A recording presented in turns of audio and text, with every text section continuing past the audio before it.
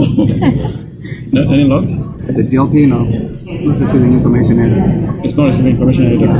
The thing is, it's with the manufacturer settings. So some projectors was modern ones. Yeah, but how come we didn't use the same thing that you have used on another company? No, they're the same. Yeah, but why is it different? The settings today. I'm just trying to understand. I can't. Can we have Jason on screen?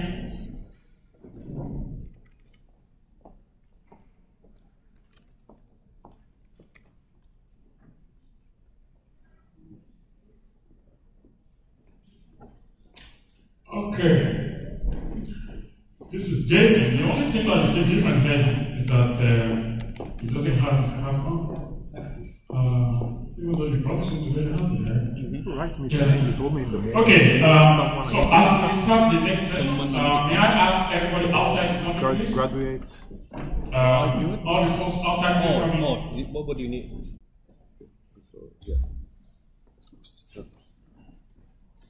How's everyone doing? No problem. All refreshed, all more in the now. Just wait for that presentation to get up there. Dude, man, give me more pen.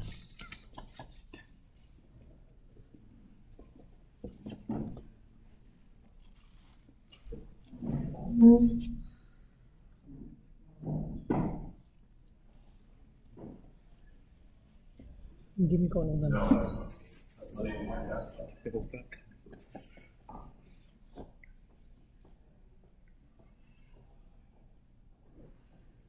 Yeah, man. I'll use them. Sold. Yeah, sorry, I didn't wear the hat. I didn't get a hat to go with my face. I didn't think that the blue hat went very well with the gray, so I left it at home.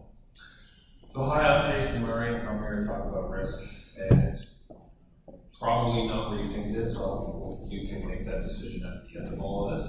I'm currently with MMP, but how many of you have even heard of MMP?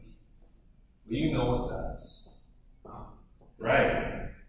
Has anybody heard of NCI? Used to be before MMP bought us. So MMP bought NCI because they wanted to be able to information security. I tend to call it information security, not cyber security. 1994 anymore. What? COVID? Anyone heard of Octave? Yeah, Octave? Which version of Octave? There's Octave, like OG Octave. There's S. There's the new version of Allegro. Get it? Octave Allegro. This is by the name of Jack Jones, because he was facing the same problem, which is how do we measure risk in a consistent and repeatable fashion? Open because it's an open standard. It's overseen by the open group. Anyone who knows about TOGAF, same guys. Anyone who knows who holds the, I believe they still hold the copyrights for the Unix source code. That's the open group is too, I believe. So it's free, it's available. It's not tied to any one company. Some of the tools are tied to one company. And while they're nice tools, they're expensive. Anyway, on we go. So we take risk. In OpenFair, we break it down into a left-hand side of the tree. This is the impact. I'm using the OpenFair terms because I pulled this from another presentation. Loss event frequency. So how often is something bad to happen? Okay, well maybe we can't measure that directly. So what can we do to break it down? Well, we can break it down into the threat frequency. How often are we threatened by bad guys, even if they don't result in a breach? How often are they knocking on the door? Scanning our websites, sending us phishing emails even though we don't get tricked by them. Okay, that's that part. But we need to figure out how vulnerable we are to some of these threats as well. I don't mean vulnerable in the sense that you might be familiar with it, right? Everyone gets Patch Tuesdays, vulnerabilities come up, and we have CVE numbers. I don't mean that. I mean vulnerable in the sense of if you walk down a dark alley with money hanging in your pocket and you don't have some way to defend yourself, you're vulnerable to being mugged and robbed. That way. Often we can't measure vulnerability directly, so we break it down even further into the threat capability and the control strength. So this is how capable are the bad guys. That's how capable the bad guys are. And they're getting more and more capable all the time because the tools are becoming quite easy to use. Control strength is, well, you've got security controls. You've probably got lots of security controls. How good are they at repelling the attack? Combine those two, you get vulnerability.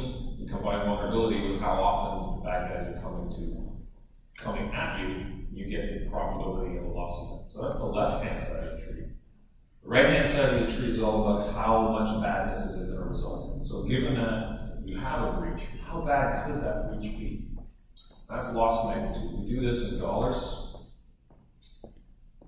We break it down into primary losses and secondary losses. Now, primary loss is a loss that you directly have to pay for because you were breached. That's got nothing to do with disclosure or anything like that. Replacement costs, lost productivity, time for the people to actually respond to the breach, and so forth. Secondary losses tend to be losses that you're going to incur because you had a breach and someone else found out about it. So these tend to be fines and judgments. What's another one? Reputation. Everyone always lists reputation as a risk. In the open fair model, reputation is actually capturing loss. How likely is the secondary loss to happen, and how bad can it be? That's how we boil up risk. Sorry for the little divergence, but it helps set the stage for the rest of the talk. So when we go out there and we do risk assessments using open fair and a few other pieces that I'll reveal later, this is what we see. This is what we see. So take a look at that. Does it jive with what you guys think? Does it make sense? If anyone's read the Verizon breach report, those attack patterns should look familiar. So we see a lot of companies when we go and see them, this is where their exposure is: crimeware, cyber espionage, inside misuse, miscellaneous errors. These two are very closely related, right? Because this is, oops, insider made a mistake, and this is insiders being malicious. So it's really just a motivation factor there. But the same types of controls can help in both of them. And of course, web app attacks. Web app attacks are consistently the #1 type of attack in the Verizon breach report every year anyway, probably because everybody has a website and they're putting stuff up on it. So that's the attack patterns. That's where we're finding the risk. We go out to our customers and we run a risk assessment. This is what we're seeing. But I glossed over a few things there, because otherwise I just don't have enough time to really unpack it. The asset that we're looking at is just important data. And that's because when we go to some of our customers and we say, do you have a set data classification scheme? No. Do you have important data? Yeah. Is it treated differently than the unimportant data? No. It's all commingled. So we just say, look, we're just going to look at the environment where the important data is and carry on. Types of bad guys are limited. We don't, in order to save some time, and hence money and budget, and actually win work, we don't go in and say we're going to look at 20 different types of bad guys. We limit it very much to about a handful, about 7 or 8 different kinds. Likelihood and magnitude are blended in the chart. So you'll see here, we just give you a high, medium, low. So we kind of distill the impact and the likelihood and put it together just for the sake of this slide. And magnitude is specific to the client. So even when we do break up the magnitude, even if we did break up the magnitude, your magnitude might not be the same as your magnitude. Different sizes, different budgets. When we do this type of work, we go and we actually talk to someone on the financial side. Often they're the people who buy insurance, because we can say, how bad would a breach have to be before you would consider just stopping this line of business, or how much insurance would you need, or would you want to be able to cover? So that's what we find when it comes to risk. What do we suggest you do about it? We come in, we do a risk assessment, we say, here's where your risk is, Mr. Customer. Here's the recommendation list. Some of our recommendation lists get anywhere from 22 is an average number of recommendations that we tend to give across the board, quite a bit. But what do we recommend? Well, we need a control framework to recommend from. And what we've settled on for most of our risk assessments is the critical security controls. Has anyone heard of those ones? Yeah. Do you like them? Yeah, shrug. Man, it's a control framework. That's what's so nice, there's so many control frameworks. So we had to settle on one. We settled on those critical security controls primarily for two reasons. One, it was informed by what the bad guys were doing. So they came up with this list based on, well, if bad guys are getting in this way, what controls from the whole universe of controls will we pull from to actually stop them? And they came up with this. Now, a few of them in there don't really fit that mold, but we call them foundational, right? Like device inventory and software inventory. The reason they're number 1 and 2 are because you can't do a lot of the other things very effectively if you don't know what you have. You need to know what you have. I'd actually would have included a third one in here, almost like a 2A, if you will, called a data inventory, which is usually where people don't know what data they have, or where it is, or who can get it, or anything like that. The other reason that we really wanted to go with the critical security controls is, well, the client base that we were dealing with were on the smaller side, medium side. These weren't the big organizations like the Bells and the Rogers and the banks of the world that have a lot more maturity than if you talk to them about ISO 27000 they can handle. Or they had to comply with stuff in this date under 53. They wanted something a little more pragmatic, a little more contained. So that's why we settled on those. This is version 5 of the CSC. It's since moved to version 6. The reason I included version 5 is because all the analysis here is based on assessments going against version 5. We're now doing assessments against version 6. This is our recommendations. So you'll see a big spike here, and I'll explain that in a moment. You'll see a few other blips that come up here. So you'll see 20, you'll see 16, 12, 4. There's others that are kind of background noise. Now some of these down here, like 10, 7, and 8, they're way down low.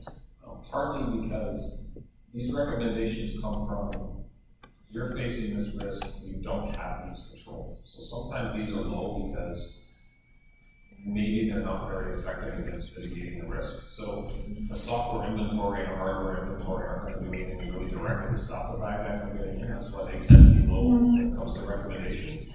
These ones over here, they're things like data recovery, antivirus, and all that kind of stuff. People doing those have been doing those well for a long time. So we can make recommendations on stuff you already have, and that's functioning. These ones, they either don't have them or they haven't deployed them very well. So what are they? Well, we'll only do a few tables. Oh, sorry. First, so this was a roll-up. Anyone who's taken a look at the critical security controls, even though it's 20, it's not really 20, it's about 180, 200 specific individual controls, just conveniently bucketed into 20 buckets. Maybe once upon a time, version 1 it actually was literally 20. Don't know. I've never looked at version 1. But when we break it out and say, okay, if we look at all of the individual controls that we might recommend out of this, what does that look like? It looks like this. Lots of spiky lines, but you'll see there's a high concentration in 17 and 16 again. A little bit here, more over here in 4, again up in 20. So, what are these critical controls that we recommend? So, 17 is data protection. Now, data protection in the CSC boils down really into 2 categories. One is data loss prevention type equipment. The other is encryption and removable media. Making sure that the data is being watched and not leaving without you knowing about it. Whether it be over a network in a DLP type situation, or whether it be on a hard drive or a laptop or a USB thumb drive. So I'll just leave that up there for you to look over. Not too long. I'm assuming that these slides will be provided after the conference, because I'll leave you guys a copy. Okay, yeah. Okay, so good.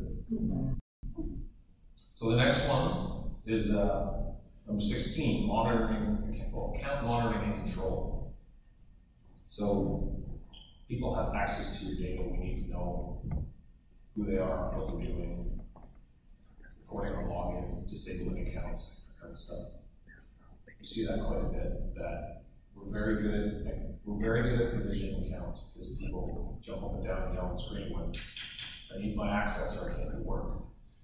Not so good at reviewing that access as people stay there a long time and privileges start to creep. And pretty soon they have access to everything because they've been there for 20 years and no one went to review them. Or they got terminated and no one thought to tell IT to turn off the account. But then when someone breaks into that account, they go yell at IT, why didn't you turn off their account? Else. If anyone remembers the Walmart breach from 2005, oh jeez,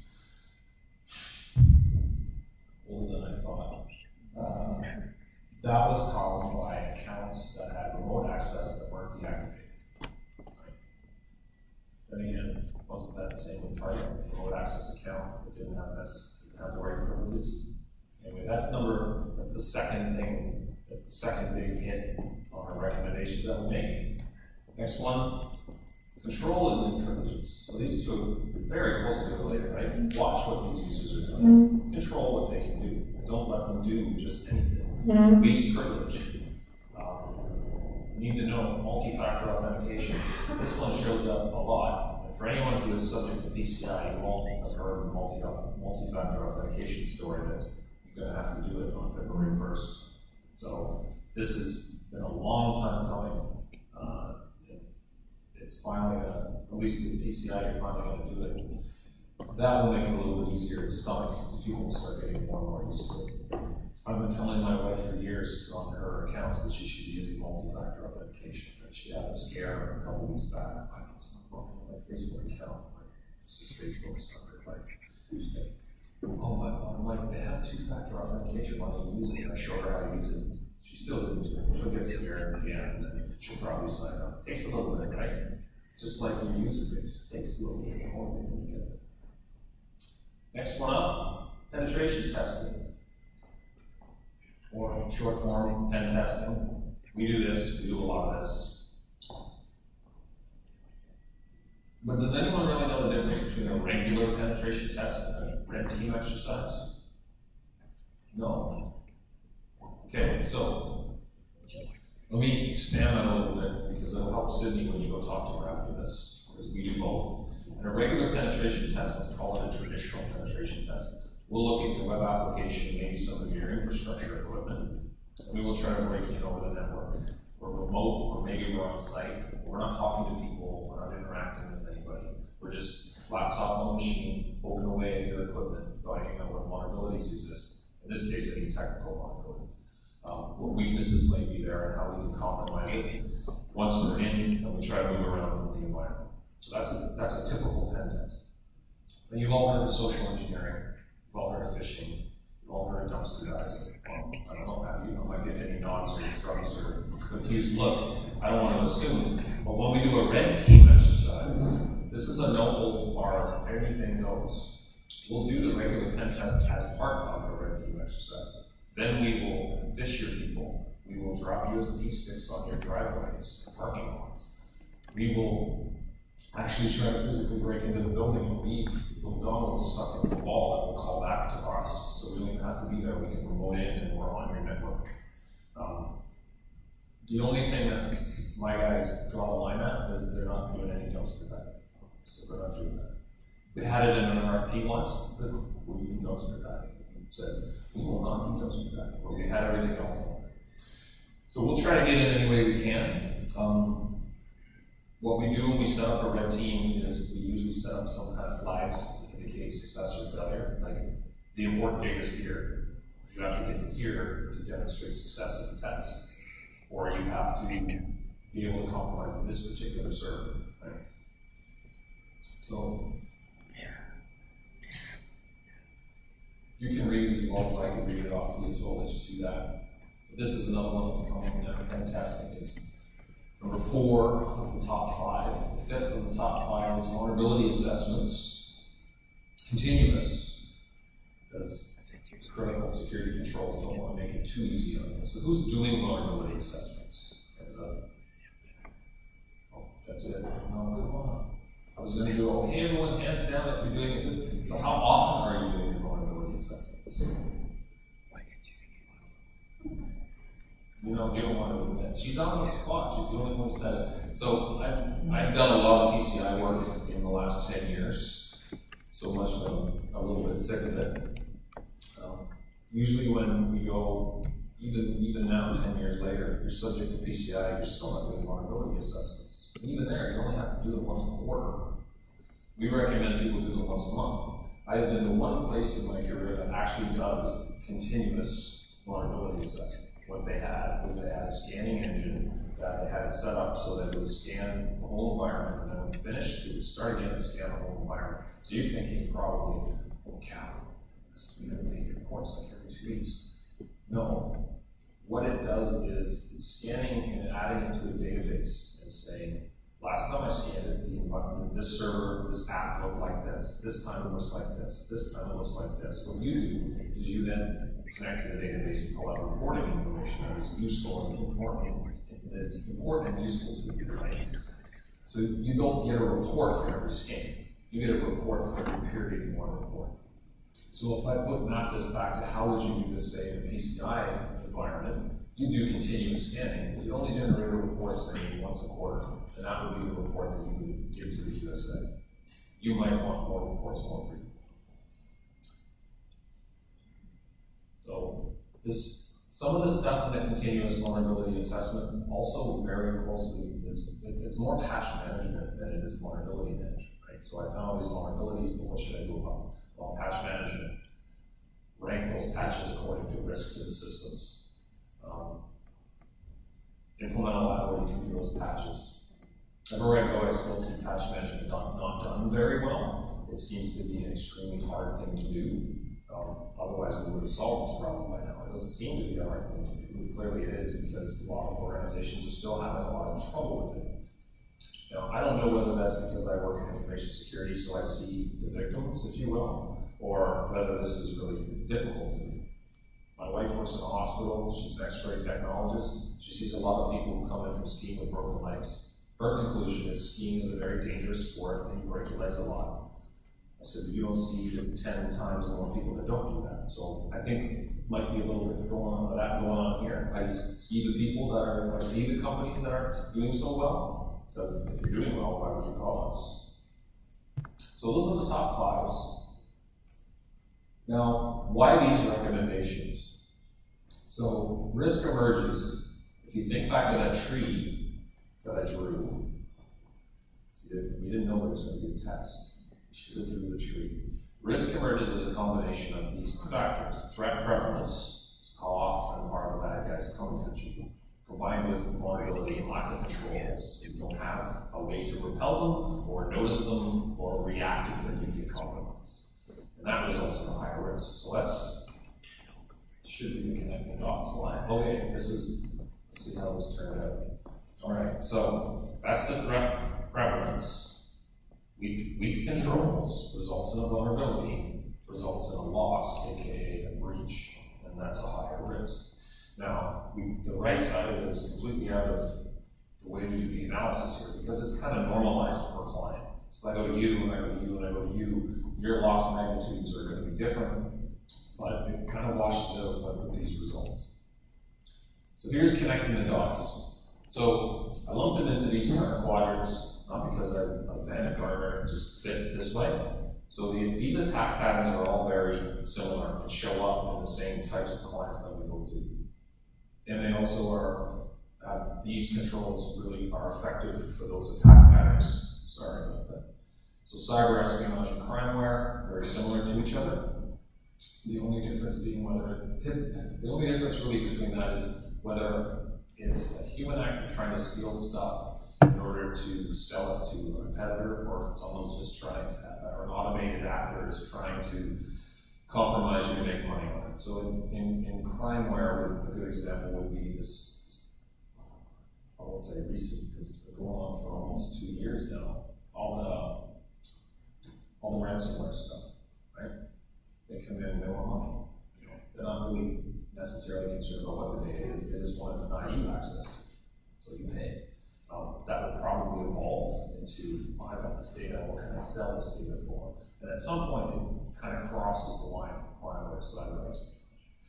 We touched on inside misuse and miscellaneous errors before, very similar. One's a mistake, one's a malicious act. We see these a lot, both sides of these, we see them a lot in healthcare.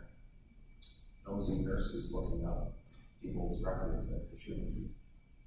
Hospitals take that very seriously and come down pretty hard on people about that. So the controls that would work a bit against these would be, well, we saw data protection was one of our big recommendations. Least privilege, monitoring access. Malware defense is actually a good one as well. It works pretty well. It doesn't show up on our recommendations because we've been doing antivirus for how long? A long time. We're good at that. We know that. What is security? It's firewalls and antivirus. Isn't that what you guys do? You're the firewall guy. The other one that jumped out from the threats or from the risks was the web app attacks.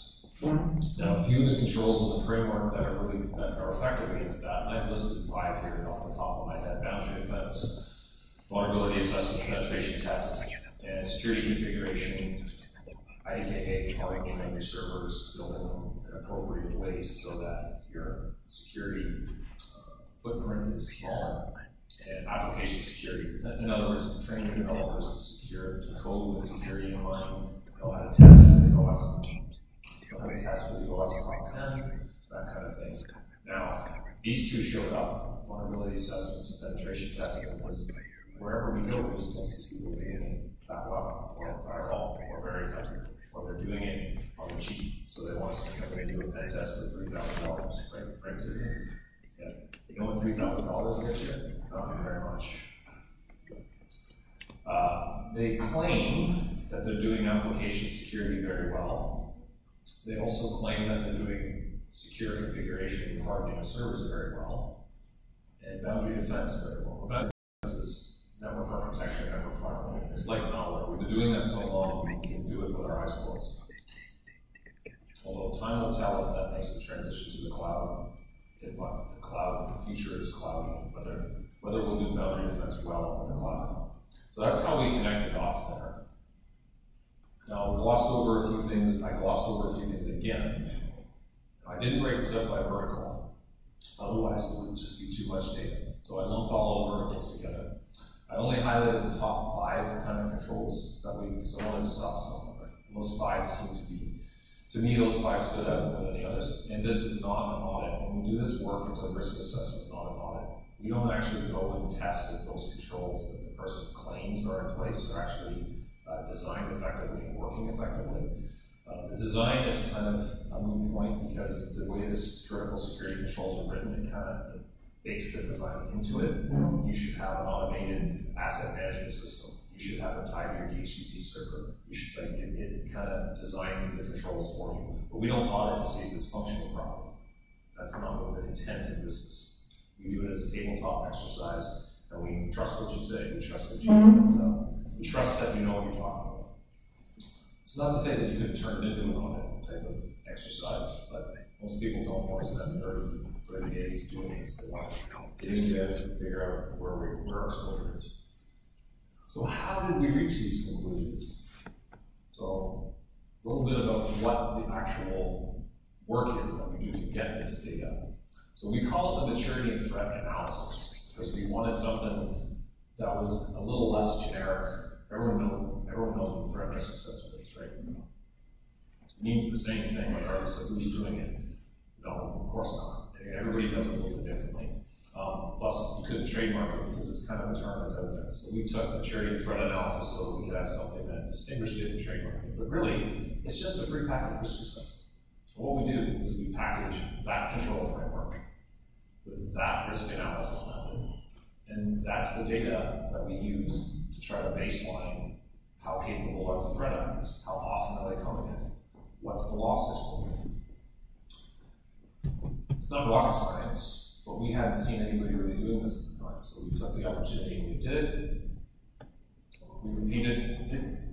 One of the reasons we like it also is because it's repeatable across time and size and verticals. So I can do it against different companies, different verticals, different sizes, at different points in time. So I've been to a few places more than once to do this. We come in, come back 18 months later, do it again, and we'll see how they've improved.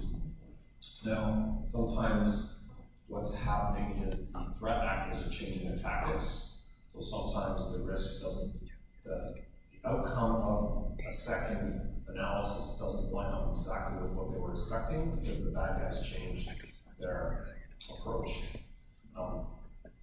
Despite what the media might have you believe that it's super accelerated out there, it's not. The bad guys are just as lazy as the rest of us, and they're going to do what works. They're going to continue to do what works until it doesn't work.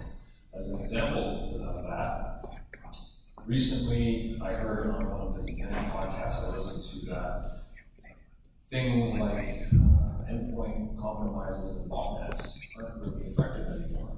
Because as we moved into a world where Windows 10 and Mac OS 10 patch themselves automatically, you don't really have a choice in that regard.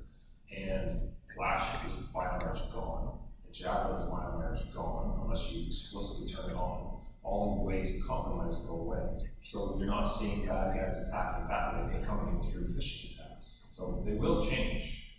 It just, they need to be pretty motivated to want to change, because if it works, they're not going to change. So there's our market. There's the marketing issue of maturity, threat analysis, structured approach, blah blah blah, pragmatic plan to reduce risk. Really, what it is it's a health check. You come in, and we're going to look at all of you. We're going to look at your environment against the controls and the critical security controls. Data from the Verizon Reach report specific to your vertical. Do it in a fashion that can be repeated. Sorry with hard P's that can be repeated. We can do it year over year to show you how to increase things, to show you how to improve your maturity. So you're not doing this anymore. Well, I think I should buy. Who's not here? I think I should buy Paul because again, it took me to the golf course. Right? We can actually figure out what technology and what things you need to do to actually drive that risk down, and then measure it next year to see did it work. So how often have we done this? So for what I showed you here, it's about 18 months. It's not 18 months ending today, it's 18 months ending a few months back. The world's presented 16 engagements across different verticals and sizes of firms. So here's the breakdown of the different verticals. Nice little donut chart. Because I don't like pie charts. I like donuts. It's an example of little data, not big data. So when we do things in a consistent, repeatable fashion, we can compare things. So I can only compare these things because I'm doing it in the same way. So whether I do it or my other guys in my team do it, we're all doing it in the same way. That allows us to come to all of you and say, well, you're in what vertical? This is where your peers stand. So people like to know that kind of stuff. So let's review. Almost done, guys. So risk. Important to have a well-defined concept of risk one that we're consistently using. That's kind of a foundational concept of what we're doing here. Data protection, someone's trying to steal your data, protect it. Put all those eggs in one basket and watch the basket real close. Controlled access, don't let just anyone get to your basket. It should be justified. That's not to say that you have to keep saying no. The business can show you a justification for it with only the document. By all means, right? They access. They need to do the job. They need to do the job. But watch them. Are they doing weird things? There's a whole suite of tools out there that is really interesting to me, anyway, because of the way it's using machine learning to watch what user behavior pattern looks like. And because I talked to someone 2 years ago and I said, well, what about the baseline problem, right? Does anyone remember IDSs from way back in the days where you had to train your IDS? Yeah, and the problem that I had back then was I have to train my IDS, but what if there's bad stuff on my network already and I train it? Well, now I just train it to say bad is good. With machine learning techniques, that doesn't happen. You just train it on the stuff and it does cluster analysis and it figures out that bad stuff looks different than normal good user behavior. So you can investigate the abnormal behavior and determine is it bad or is this user really abnormal and needs different levels of access than typical users. So watch them. Offensive security. So you think you're doing well, hire some people who think and act like bad guys and have them come and test your environment, your security. You can do it small, phishing exercise, regular penetration test, or you can do it all in with a red team exercise. And so what? You better be able to answer that question, or management will stop listening to you. That's the whole reason that we developed the MTA, was to try to help companies answer this so what. I don't have these controls in place. So what? Does it really matter? Maybe yes, maybe no. It depends on the risk. Which, to coin a phrase, probably won't last, but risk centricity, right? I used to think security was a technical problem. It's not. Then I used to think it was a compliance problem. It's not. It's a human, it's the intersection between psychology and economics and user behavior. If you don't focus on the risk, the people who are trying to compromise your people and your technology, they're going to win. Always going to win. If you focus on the controls or audit, even if you have to, I get it. Do enough PCI to know that sometimes you're put in a corner and you really have to do those audits. And try to use those audits as a step, as a jumping off point to focus more on, well, what's the risk exposure? Because the bad guys don't care about your audit, they care about your data and they're going to get in. If you don't deploy a control because it wasn't in the control framework of the audit, it doesn't help you. And that's me. Thank you, everybody. Any questions?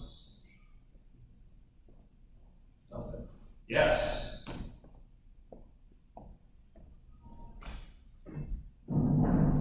Thank you very much for the presentation. It's very wonderful.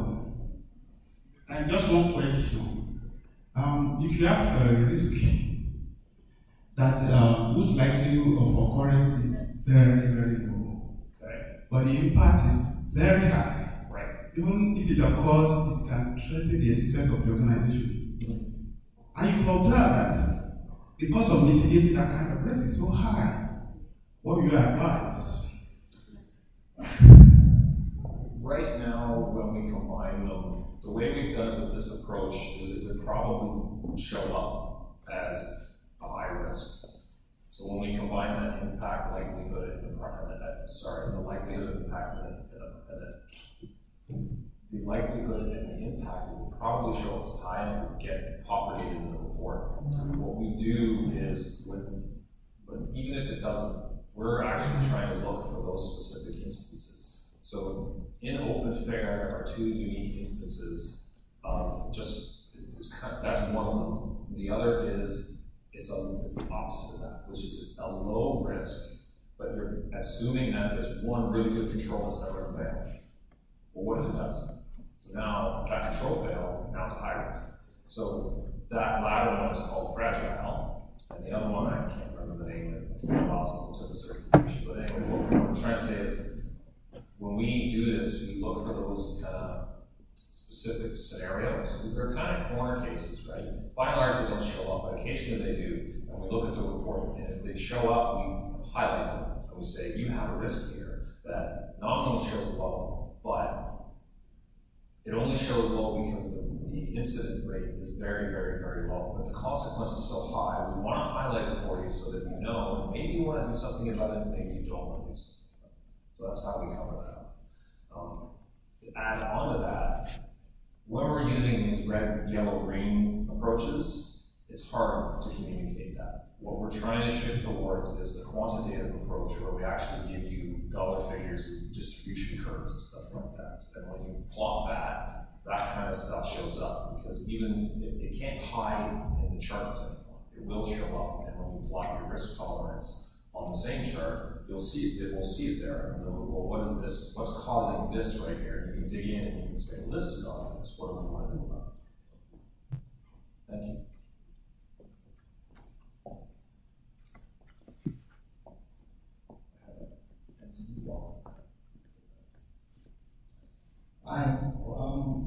I must say this is the first time that I would say the top 20 in a different way, and I understand it better than I used to. Good job. Thank you. Now to the question. I've seen this presentation from an IT-centric perspective. how do you integrate this to the business? Because at the end of the day, you want to sell this to the senior executive and the board. How would they understand all this? Is there a pipeline to integrate this? So do you mean how would I use this approach in a more enterprise risk fashion, or how would I communicate just this data to the board? The first response. The first. So I've got my thoughts on that. I'll be honest with you, at MMP we don't have a answer for that yet. We're working towards it because we have a number of areas across the country within MMP that do risk assessments. And they're all subtly different from one another. And when you say you do a risk assessment, the question that I have to ask is the risk assessment against what? What area of the business? Sometimes we'll do a risk assessment against project management office, right? Well, that's a very different kettle of fish than if we're doing a cyber risk assessment, or we're doing a risk assessment in a more operational area. Conceptually, there isn't any reason that you couldn't use open fair at an enterprise risk level. You would just need to broaden the risk, the threat actors. You need more of them, right? So in this, the threat actors are really only cyber actors, right? To use a crappy term. They're really only the hackers and the cyber criminals and whatnot. You need to broaden it to include acts of nature, business continuity impacts, that kind of stuff. You also have to broaden it so that the controls that you're looking at are more than just security controls, right? You definitely need security controls. You definitely probably need IT general controls. You need other process and procedural controls as well, depending on the area. It would be a pretty big undertaking, I think, to be able to do it, but I don't think it's not doable. I know that within the open fair community, there is actually a working group that is working to apply these approaches to operational risk, which within open fair operational risk is, I talked to the guy who chairs my area, and I said, what do you mean by operational risk? And then I talked about how we at MMP describe risk. He was like, oh, that's your enterprise risk, right? So they're trying to apply it there. So I hope that answers it. We can't do it today, but with time, and if I stick around for a while, meaning I don't hit the lottery and retire, is what I mean by that. That's kind of, I've done PCI for 12 years. This is where I'm moving now. This is my interest, right? I've seen too many people in PCI just do it to get their checkbox, and they're not really helping their company. So I hope that starts to answer it.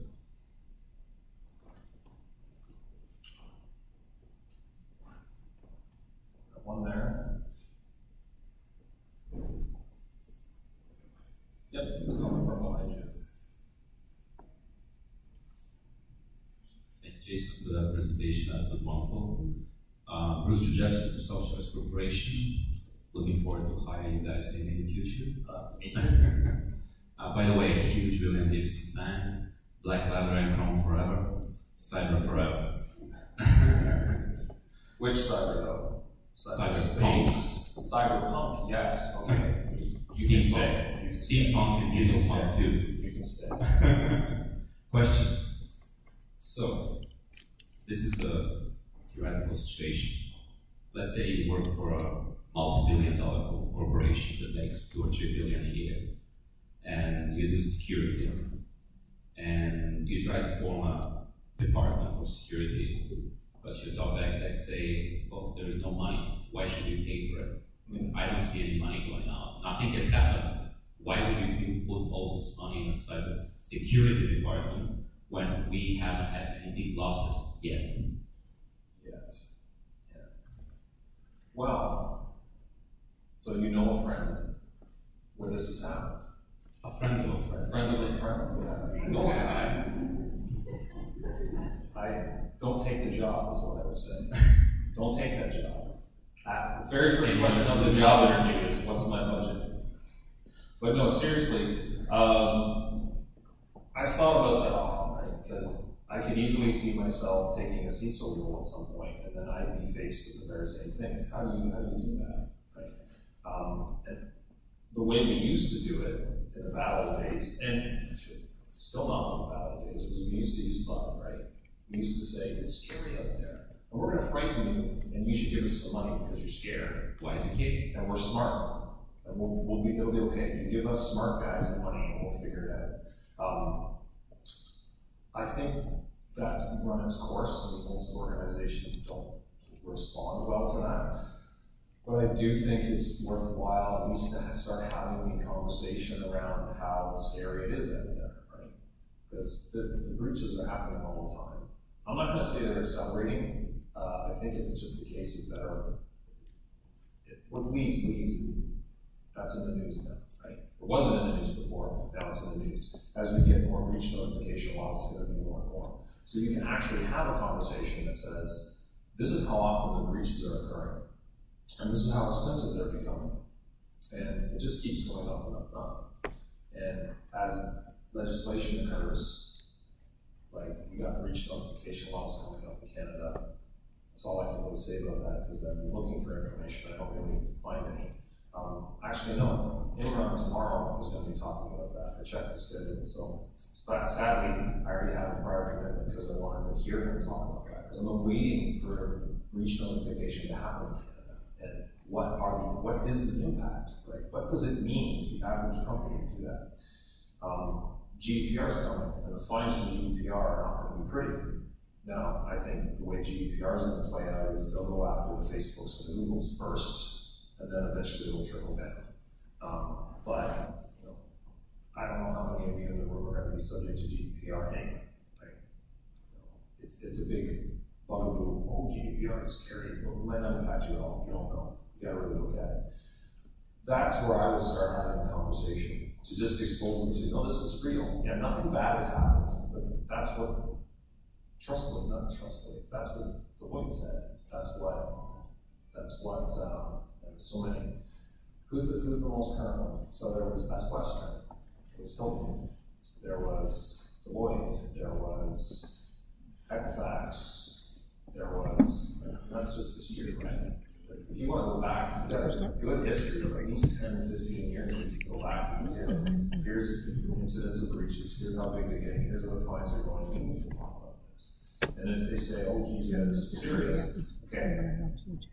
Now you need to be able to fund an organization that is able to, one, measure the actual impact to the organization, and then do something about it, right? It's a huge task. I just came back, so one last thing, and then that'll be the rest, that'll be the answer, as best as I can do right now. I just came back from a conference where all us people who like FAIR get together for a day and a half and talk about FAIR. And it was very eye-opening for me to see that some of these people who've been at it a long time have been at it for 7 years, doing what you just said. How do you do this? It has taken them 5 to 7 years to get to the point where they have a repeatable, consistent risk assessment methodology that informs their security operations and budget cycle. And it's just, good for those people for sticking it out that long, because I would probably pull my hair out and rage quit after about 3 years. They stuck it out, and they just, bit by bit, another brick, another brick, another brick, and then eventually they get to the point where they're like, we're where we wanted to be 5 years ago. And these are companies like ADP, Bank of America, companies like that. So it can be done, but it takes a long time. It takes a long time to change people's minds.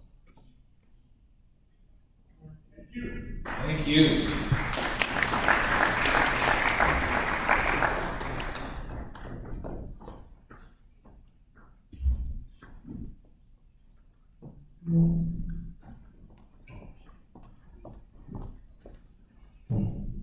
So how about Jason? Fantastic. Thank you, Jason.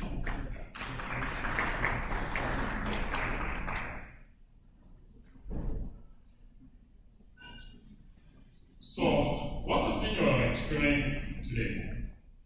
If you are asked that, okay, you've been at this event all day, how will you rate your experience? How will you classify the experience on a scale of 1 to 5? 5 being the highest.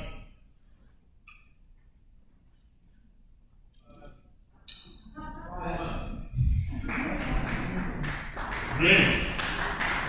So we have a survey in the brag in the given.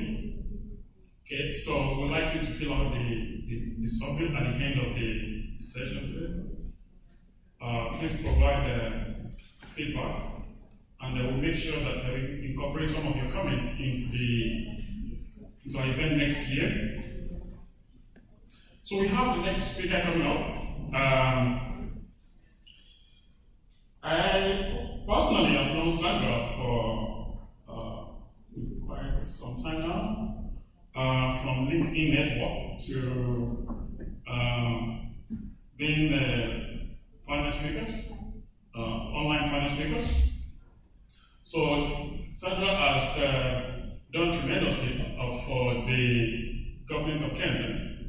She's currently the Vice President in charge of innovation at the Talent Innovation and Information and Communication Technology Council. So if you want to talk about career in cybersecurity, Sandra is the go-to person. If you want to talk about the initiative by NGO across Canada and also outside of Canada, Sandra is basically the person that you need to talk to. So it's with great delight, welcome Sandra upstage.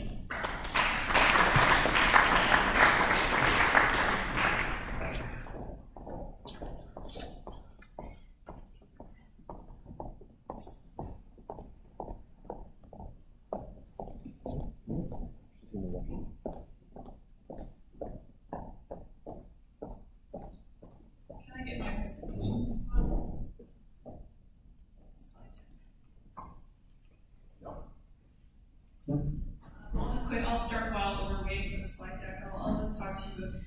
Yomi mentioned that I've done wonderful things for the government of Canada. I thank him for that, but I can't take any credit for doing anything for the government of Canada because I don't work for the government of Canada. I work for an organization called, as Yomi mentioned, the Information Communication Technology Council, also referred to as ICTC. We're a national not-for-profit council that looks at the technology sector and the digital economy as a whole. So we do a lot of data and research on better understanding how Canada can be innovative, productive, and competitive in a global environment.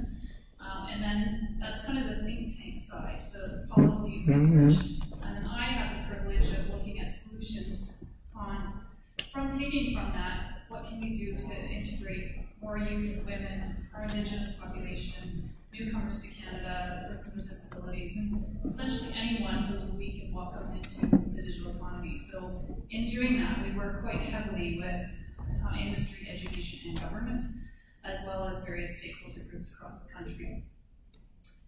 In terms of, is it there? All right.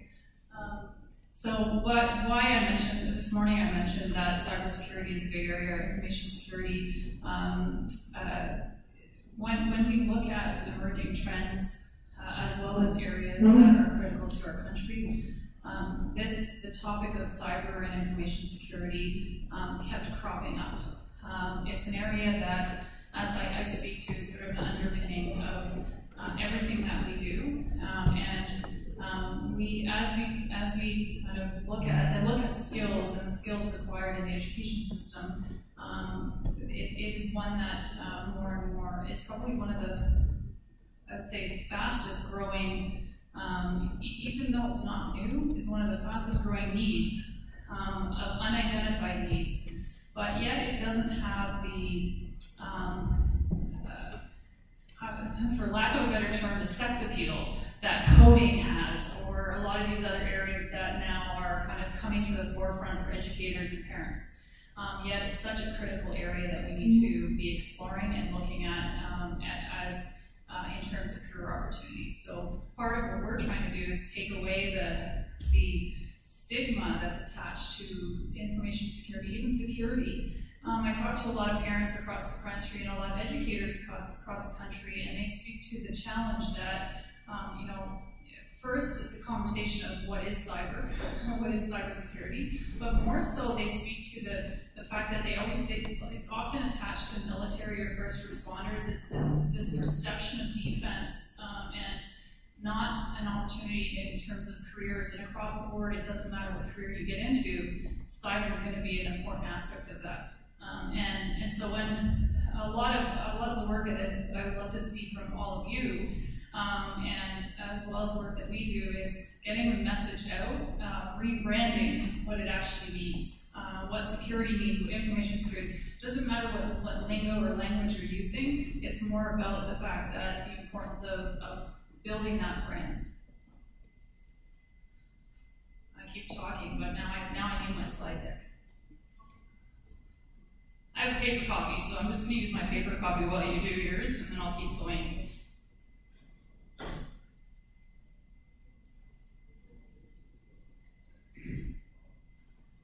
So you go digital, and sometimes you bring paper with you. I also have it digitally on my phone, but I don't want to delay as we're talking. So I apologize for this.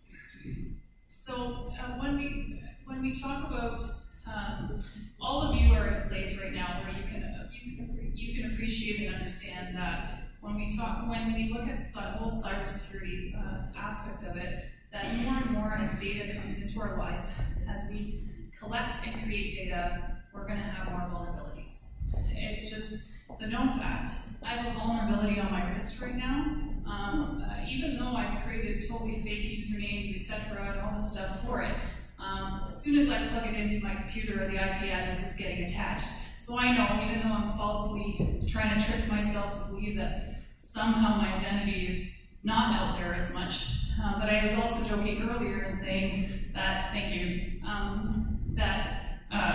I try to protect myself online, but then my whole wallet is points cards. So I'm not really the greatest at not leaving a digital footprint. All right.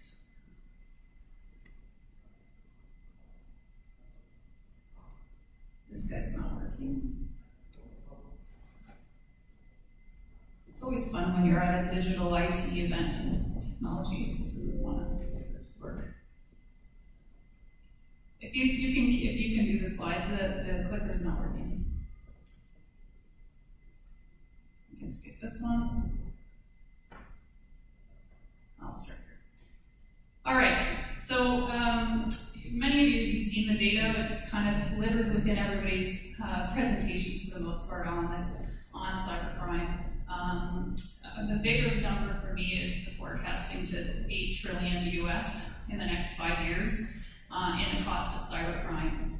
That's 4 times the value of Canada's GDP in 2016. So that's a massive challenge as we go forward that you're all embarking upon, whether you know it or not.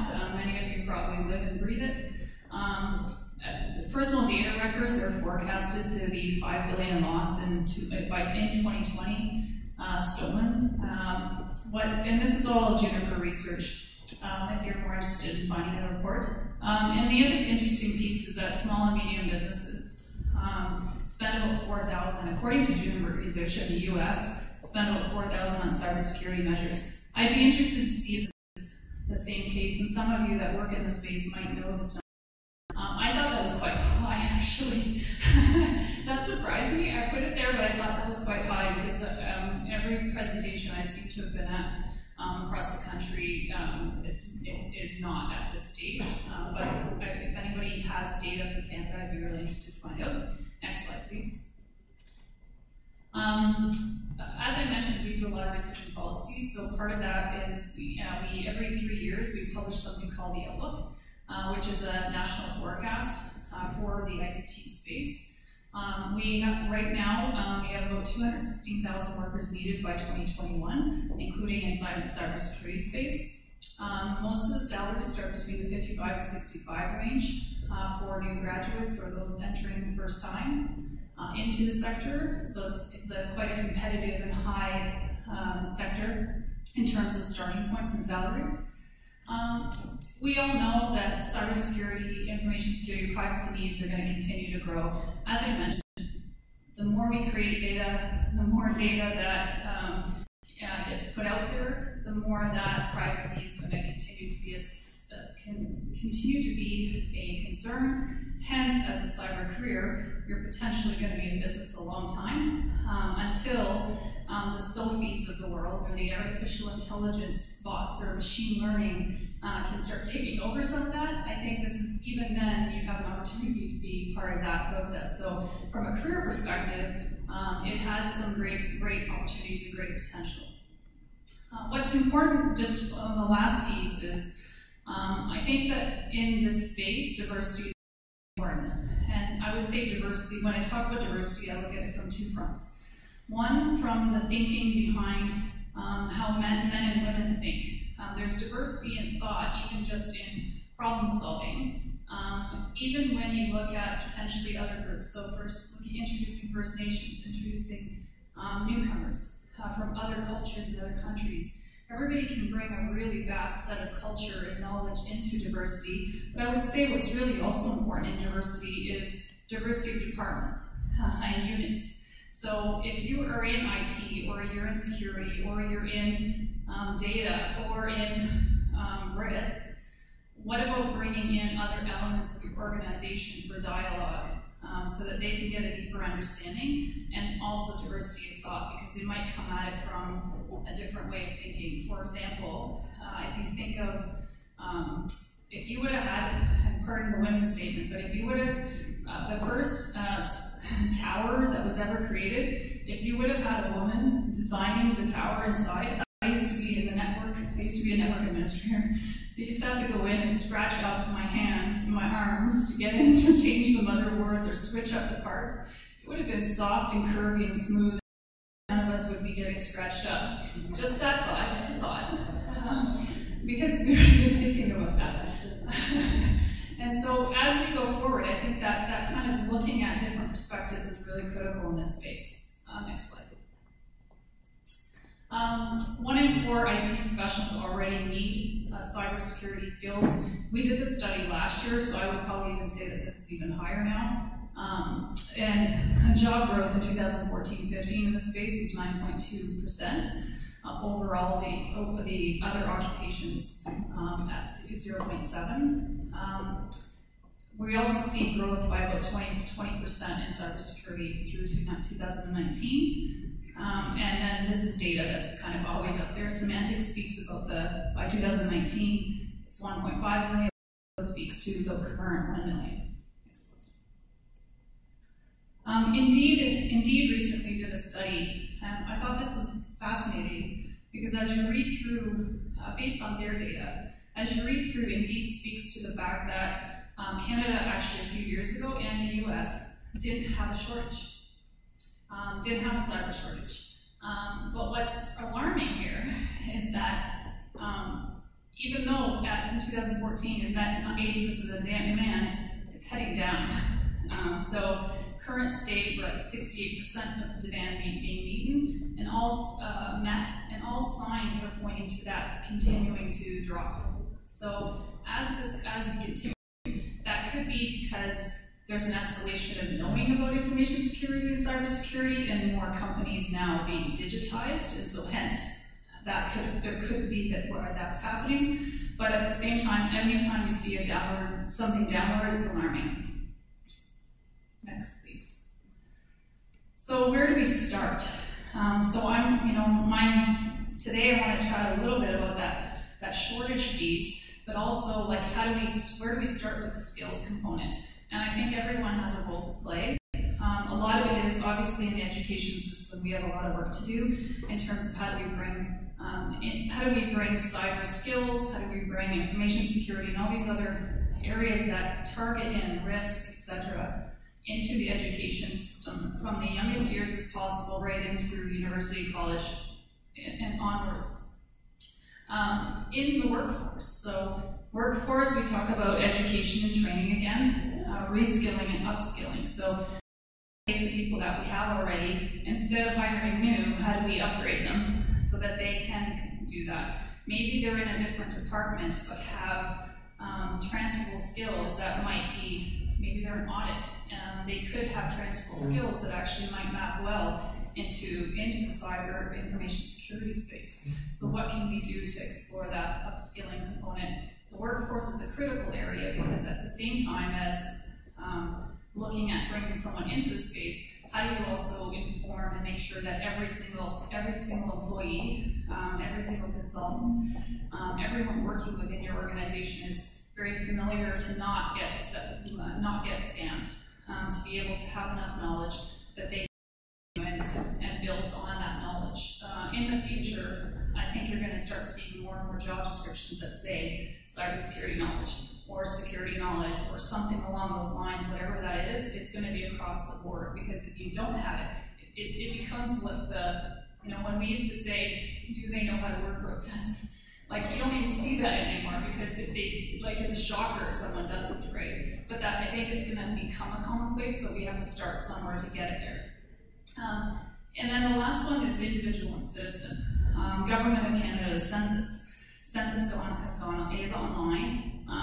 You have to actually request a paper copy if you wanted to do the census. So my poor parents have no idea. Like, they're so not computer literate. They had to go to my cousin's house so that he could do it, and they filled it out, and like, they tried to work with it, but it's going there. How do we get every citizen to be a digital citizen? What can we do and what role do we play? Because I think that also prompts, the more that people become digital citizens, the more aware they are, which then creates that awareness so that the next generation, etc., can benefit and understand the importance of it getting integrated in all society. Who needs to be involved? Everyone does. There isn't anyone across the board that from non-governmentals, individual workers, we're all responsible, we're all accountable, we all have a role to play. And in terms of strategies, as this shortages, so what I'd like to actually ask is, how many of you are interested in getting into the security space? So you're not in it now, but interested. A couple of you. How many of you are in security and working in security in current state? And how many of you are in security but currently not working? So now you've got a couple there. So if any of you are hunting for anyone, there's people in the audience who are looking. What's important here is, as we go forward, right now, some of you might not yet be feeling that shortage. You may just be in a place where maybe you're lacking penetration testers, because that's one of the highest areas that right now that we're struggling to find. But now is an opportunity to be exploring, and you might need to be working with HR to better know. Potentially, there are groups, other diverse groups that we can be exploring and looking at also, because the sector Canada is switching, is diversifying significantly. So what can we do to better integrate? So we do a lot in this space to look at how do we, in the education system as well as into retraining and reskilling, what can we be doing? So there's some really neat initiatives. If as an organization you're interested, potentially you can look to form some form of initiative that gives an opportunity to a group that might have transferable skills to be able to work in your company. Next slide, please. So in terms of what skills are important, if we're talking about information security strictly in that area, one of the most critical skills obviously are your technical and your security knowledge. But business acumen is across the board. If you're doing your job, but you have no idea how that aligns with business, I'm not sure if you'll even get hired into the opportunity, or how long you'll be able to stay in that opportunity. Because business is actually understanding that the impact that you have is absolutely critical across all. But what's kind of the underlying areas, and the areas that often allow you to flourish are these sort of soft skills or professional skills. So communications and writing. So how well can you communicate to the person that's not a technical person? How well do you, writing? We've lost the whole concept of writing. It's a fascinating thing how few millennials can actually write. But all that to be said, writing has become more and more critical, especially when you're looking at cyber and understanding how to function, how to code, all of these sort of things. Ability to think critically and act quick. A few people spoke to the fact that even though we want to be proactive, a lot of it is based on when something happens. So how quickly can you act when it happens? troubleshooting, solving problems, diagnosis, how to diagnose things, how to think creatively. So a lot of the solutions are based on, we used to say out-of-the-box thinking, but now we're saying there's no box. So that whole concept of out-of-the-box thinking, sometimes it may seem insane, but actually that creative thing could be what helps you get out of a jam or build something new. You know, earlier in one of the presentations, it was the conversation of, you know, well, that's crazy when someone says sci-fi stuff. A lot of those things that we thought were sci-fi are like here. So that kind of thing. If we didn't listen to that, where would we be? Curiosity and resourcefulness. I actually look for curiosity whenever I hire anyone now, because curiosity is the desire to learn, the willingness to try other things, the willingness to question. It's a very powerful skill to have, and being resourceful. Resourceful doesn't mean just going on the internet and searching out things, but how do you search out for the best and then solve around that? Adaptability, so in some cases being okay with change, but some cases creating change. Creating change is just as important in being part of that solution. Managing risk, being calm, detail orientation, innovation and collaboration. We talked about, Ronan mentioned the challenge of collaboration across silos, and how do you do that? Sometimes it's through innovation. So if you can measure innovation in your company, you can attach the concept of cybersecurity or information security and how the impact of that ties to your ability to innovate or your lack of ability to innovate. There's a way to tie in from an organizational mandate opportunity. And having that and being able to think that way is very powerful as a skill. And then continual learning. Next, please. What I wanted to add here is that a lot of universities and colleges are starting to bring cybersecurity and information security or nuances of it in a lot of the disciplines and a lot of the programs. I'd like to flip that a little bit on its head in terms of, I think that you could come into this space in a lot of different pathways. And you may stay in those pathways. You might not come into information security, but you might become a critical resource if you're in your company within the domain that you're in. So, science, technology, engineering, math, that's your standard. Business administration, management, and audit.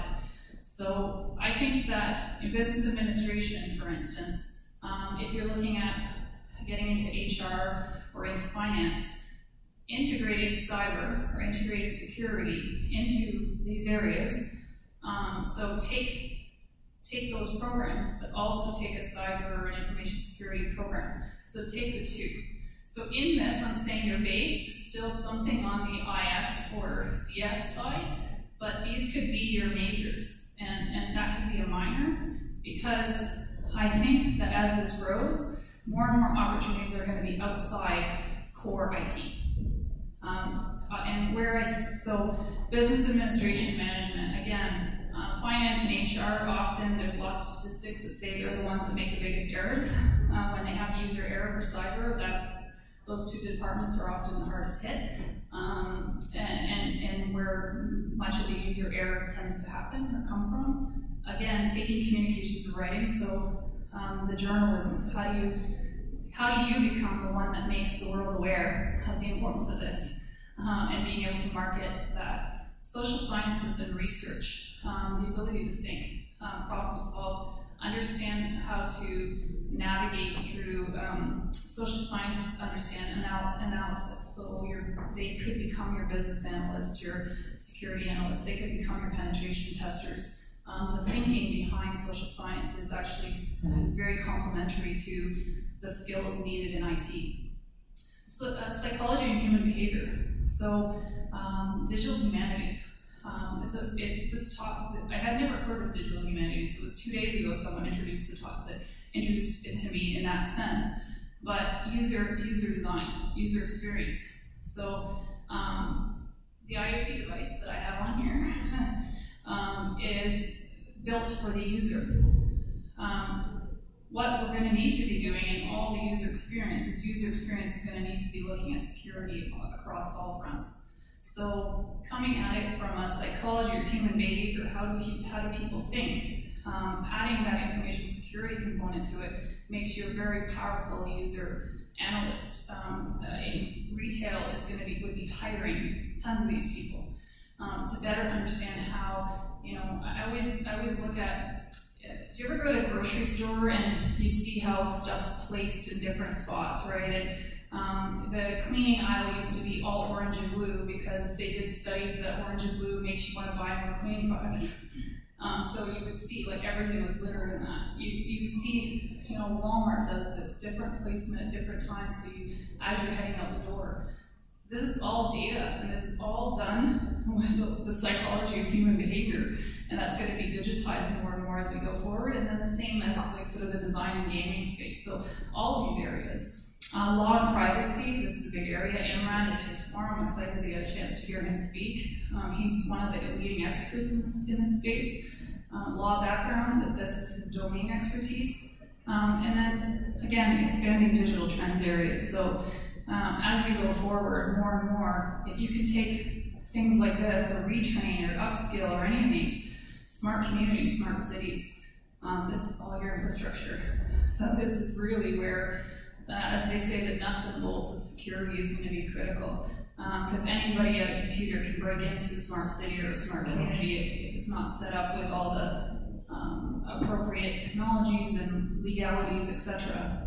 Autonomous vehicles, IoT, artificial intelligence, VR, AR, and the list goes on. For those of you interested in getting into the space, I would like to suggest that as you do, build your brand while you're doing the schooling or while you're doing the training. So look for work placements, get out in the community, volunteer. Do whatever you can to start building some of the expertise, because one of the challenges always is, once you finish school, it's still hard to get that job if you don't have the experience. It's well known that employers in Canada that are typically experience first, and as education second. Education still needs to be there, but the experience is what carries you through. Next, please. I'm not going to go through all of these, but I talked about education pathways, and now I'm workforce pathways. Every sector, I harped on this morning, cybersecurity skills right across the board. So it doesn't matter what sector, every sector is going to need somebody who understands cyber and information security. And as sectors continue as new sectors come in, as sectors continue to grow, the convergence of digital and technology are going to make it ever more critical for cybersecurity to be across the board. So the more as companies that we can upskill everybody in the organization, the better off we'll be. Next, please. For those of you, again, wanting to build your brand, so maybe you're working in security, but you want the next level, you want to be a CSO, you are interested in getting into the space. Meetups are great. There's a few of you that mentioned that you're actually sharing some meetups. Ottawa just started, I live in Ottawa. Ottawa just started a meetup last month, the first one. And I would say that's a great way to kind of get engaged in the community. Jobs are still driven in Canada by your network, first and foremost, who you know. It'll always still, we're a small country, larger in space, but small in people. We're still all about build your network, get to know the people outbound. Start doing it yourself, build your own system, build your own box, build a Raspberry Pi, work with it, whatever you need to do, but start to do that. Teach yourself code, read all about it. One of the most powerful things as you want to enhance your career, move on, move up, is you have to build your brand. So I always tell people, blog about your expertise, blog about what you know, get it out there. So get the message out that you're in this space, get people reading, and that's also kind of it's a wonderful thing to do even for yourself, because it kind of starts to track your own career and your own knowledge. Like we get so busy in our everyday that this becomes a little bit of your diary, but diary of your expertise. And then you have this portfolio built as you go. And I think, being able to do that is really powerful, and getting that word out to build build your own brand as you want to grow, or even start your own company in the future, etc. Like it just gives you that credibility because people will pay attention to that. And then formal training and education and certifications. Next slide, please. So here are just a few of the certifications that are out there. I often speak about, and I said it here, about the fact that experience first, education second. This is a unique sector in that certifications are often more valued than other IT roles. So other IT roles, it's an added value. In information security, many of the certifications are valued, but again, if you don't have experience, the certificate will often not be able to do much for you until you build some of that experience. But I'd love to, in terms of what I was trying to find is, I kept seeing ones that said, here's the top 5 that are in the space. But I would love to actually hear from employers which one you value the most. Among these, or if it's not on here, are there any that you actually, like if you see it on a resume, it pulls out for you? I struggled. Most of the employers I talked to said, not the certificates, it's the experience. And that's the message they kept sharing with me. But I wanted to see if any of you have something different from that in terms of ones that you say, you know what, if I see this right away, that's one, regardless of experience, that I'm at least meeting with the person. But again, there's tons of them here. So just as I wrap up, a couple things that we're doing.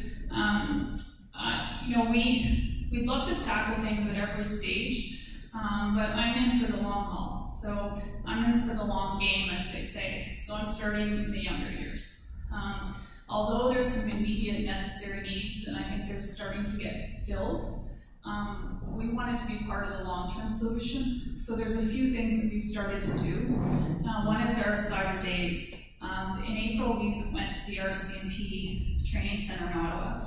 We bussed 80 or 90 middle school kids, grade 6, grade 7, and we had them do a day where the morning, the RCMP did 2 exercises. They did cell phone extraction and hard drive extraction. So they got a chance to see how the RCMP digs in to get data. In the afternoon, we took over and we did an hour and a half of a cyber defense competition where we put a virtual machine and we put 12 vulnerabilities on it, and they had to discover what the vulnerabilities were within an hour and a half. And whoever got the sort of highest in the team won. And for us, it was about, in every activity that we do, it's about them actually building. It's not just awareness, but they actually leave with those skills built. The greatest part about it is, like, they were so excited in a day to tell their parents, their family, their guardians, their siblings, like, how they need to protect their systems. Because it was like this immediate, and all of a sudden, the importance of passwords, the importance of files, the importance of, going into DOS and seeing things. They were learning this all through this. And so that was really one that we do, and we've done it also in Fredericton. Next slide, please. Whereas also we have something called the Focus on IT program. So long story short, we mapped the curriculum. We mapped our industry standards and our learning outcomes to curriculum across the provinces in high school, and we let the provinces know what gaps they have in terms of their technology learning, and we created something called Focus on IT. So schools can learn business and technical competencies, and then we have 4 streams that students can go through. Business analysis, networking, software design and development, and interactive and digital media. We're looking to create a cybersecurity stream. So that high school students can start to also kind of start really defining and refining the knowledge that they have in cyber. Next, please. Now this is one of the ones I'm most passionate about. Last year we partnered with the US Air Force Association. They run a cyber competition called Cyber Patriot. This year there are 5,000 teams competing. Last year there were 4,400. A couple years ago, one high school in Canada made it to the national finals in Baltimore 5 years in a row.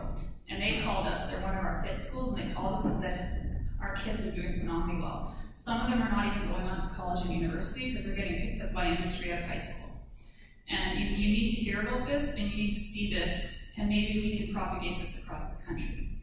This led to us, in affiliation with Cyber Patriot and the U.S. Air Force Association, creating Cyber Titan in Canada. Last year we had 58 teams. This year we're at about 90 teams that are competing in Cyber Patriot. Dominating are New Brunswick and Manitoba. So I'd love to see the rest of the provinces, but it's about 80 of the schools are coming out of those two provinces. So much so that we partnered with Cyber NB Opportunities in Brunswick and the Ministry of Education and Early Childhood Development as our program ambassadors, and the very first Canadian National Finals will be on May 16th in Fredericton, New Brunswick. The top 10 Canadian teams that make it out of Cyber Patriot are going to get flown to Fredericton, and they're going to compete in an all-day. Take that 1.5 hour competition we have, and it's going to be all day. So they're going to have 4 different intense, a 12-hour session, 4 different intense images that they're going to need to do, and they're going to be attacked by red. What's happening? So while you're trying to secure, they're getting attacked. So the great thing with the Cyber Patriot is the first competition happened yesterday, 3rd to the 5th of November.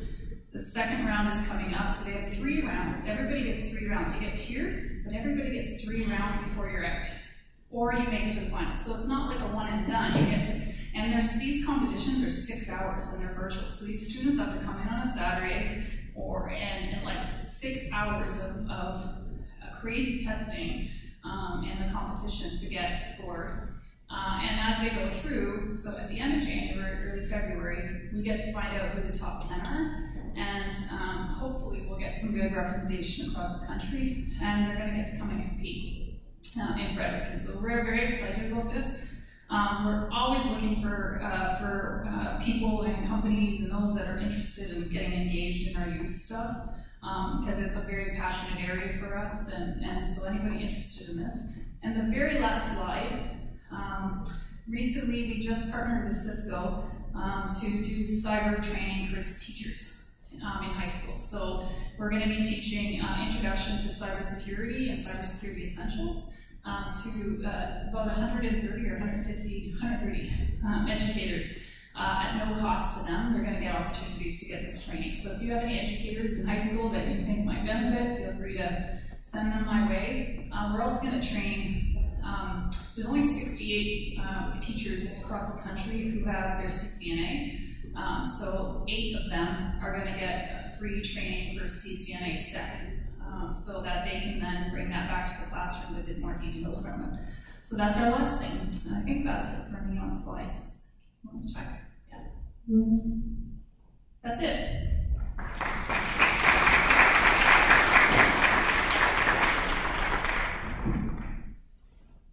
Questions? I took you very much away from all the technical aspect of the day. Yes? Do you think that education and college university is still relevant? Is going training and people sometimes more than they So the question is, do I think that university and college are critical, especially for instance, the students that are going through the courses in high school where they're more readily available. This school is Sisler High School in Winnipeg, Manitoba. They are 1,300 students, and they graduate 350 cybersecurity students a year. They also graduate like 400 interactive digital media students. So they are an academy that's very tailored and focused. So they can do it because they're focused specifically on that, and that's what the students do for a good chunk of their high school. A lot of other schools that we speak to are too small to be able to do it at that intensity. So they all are Cisco trained. They have like it's quite expensive for a lot of schools. So we're trying to create a few stellar schools that can kind of follow in their footsteps. But until you can actually bring enough of that, universities and colleges are absolutely critical. And at the same time, not every job is like, there are different types in different areas, right? So I still think like their focus is on cyber and networking, so they're going to come into the workplace at that level. So I do think there's some opportunities, especially with university and colleges, to do work integrated learning. So the industry to partner with schools to do more intense type of training that when they come out, they've got quite a few years. So I would never say that anything can replace formal education in that sense, but I think there's some opportunities to be creative in how we train. Yes?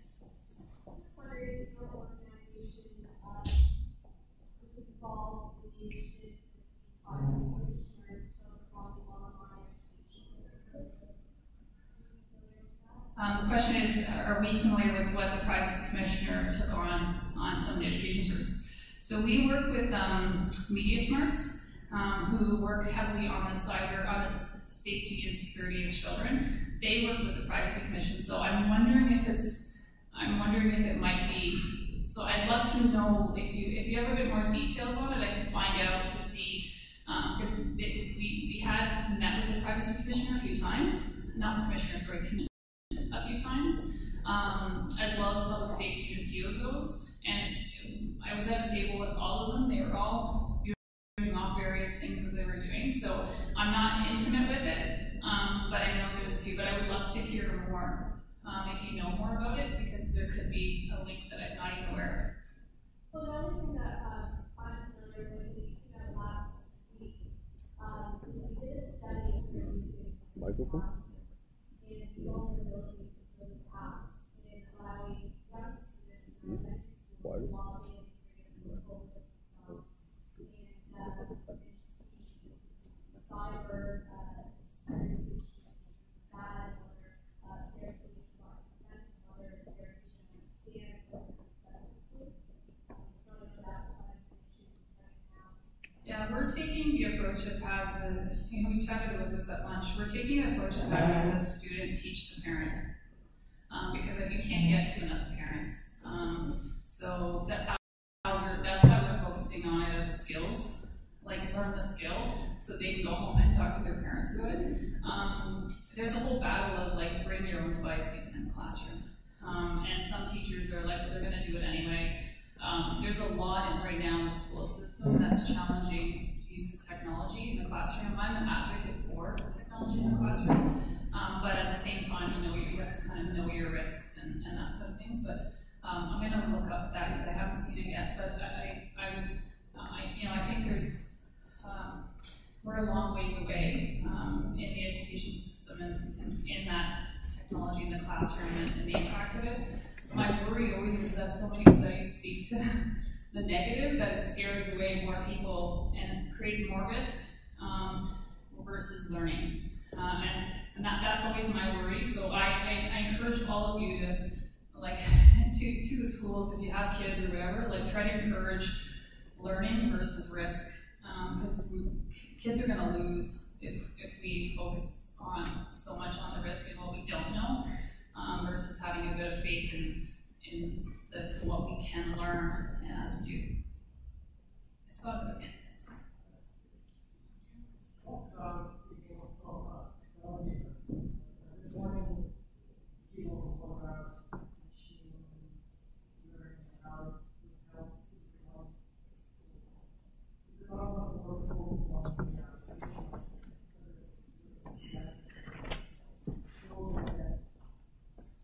In what sense? So is it more important to focus on the application of risk or the technical aspect of finding those risks? Because once we get out of one thing or the other, technology will keep along. But it's how you interpret those risks and all of it. Yeah, I mean, are you saying like, do we need, like, can machine learning be actually the answer to everything, or do we actually need the ability to understand and interpret? Yeah, wherein it's not necessarily that problem solved, per se, but actually apply some of that. Okay, here's a risk. What do you do with it? What does this mean to your organization? What does this mean to you as a 6-year-old? What is that risk and what do you do with it? As opposed to, okay, I found a bug in the browser. Okay, big deal. Yeah, I'm gonna relate to a few things. Lately in my mind, what's been troubling my mind has been the fact that we started tracking women in technology in 2000, 17 years. The numbers haven't changed. So 23% women in technology, 22 to 25 it's statistic. If millions and millions of dollars have gone towards solutions, even ideas around what the root cause is, but I think we're not asking the right questions. So come back to that, it's the same the same thing. I think we've gotten to a place where we're solving and solving and solving, but sometimes we actually don't know what we're solving anymore. Or we're not asking enough questions as we're solving. So that's even the web developer, right?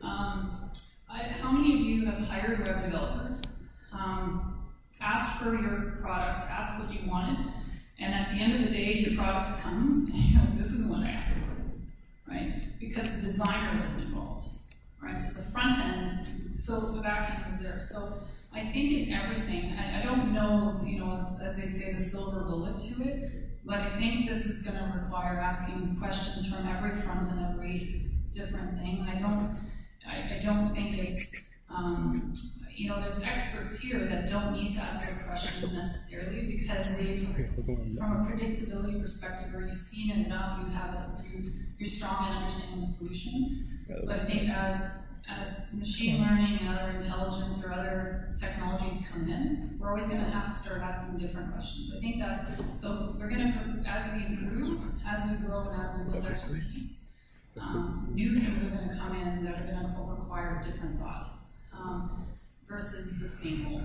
And I think that the tendency for us is once you figure it out, you kind of keep going. If it worked once, keep doing it, right?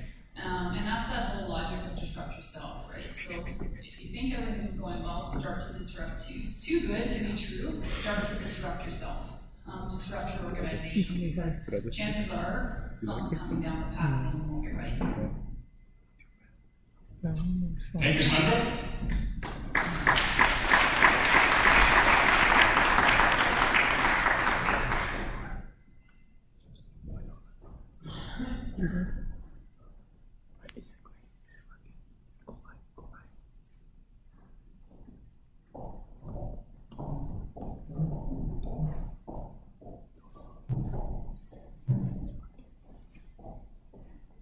So we've got 2 more to go. There's been a lot of information being shared, a lot of wealth of knowledge being disseminated, which is good. One thing we can be very proud of is we have the opportunity to hear these people, live. They have very, very sought after folks in the industry, so we are just very happy to have them. Now, after today's session, as you are very aware that we have this session continues tomorrow. Tomorrow is going to be fantastic. You haven't seen anything yet. We've got a lot of things coming up tomorrow. And also, so we're going to be having live performance here tomorrow at 6 p.m., 6 to 9 p.m. The session tomorrow is from 8 a.m. until 3 p.m. Then we convene afterward at 6 p.m. until 9 p.m. It's going to be the same venue, and you'll have fun. So cybersecurity is not all about technical gigs. It's not all about sitting down and programming codes. We also have fun, in between. So please welcome with me the President and CEO of Informatica Corporation, in person of Claudio Popper.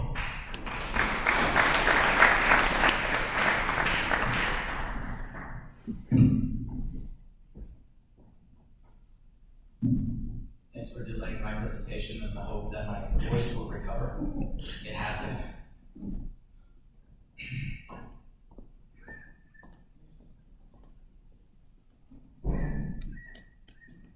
If I remove that picture, I was going to complain that it makes me look like I'm starting to lose my hair.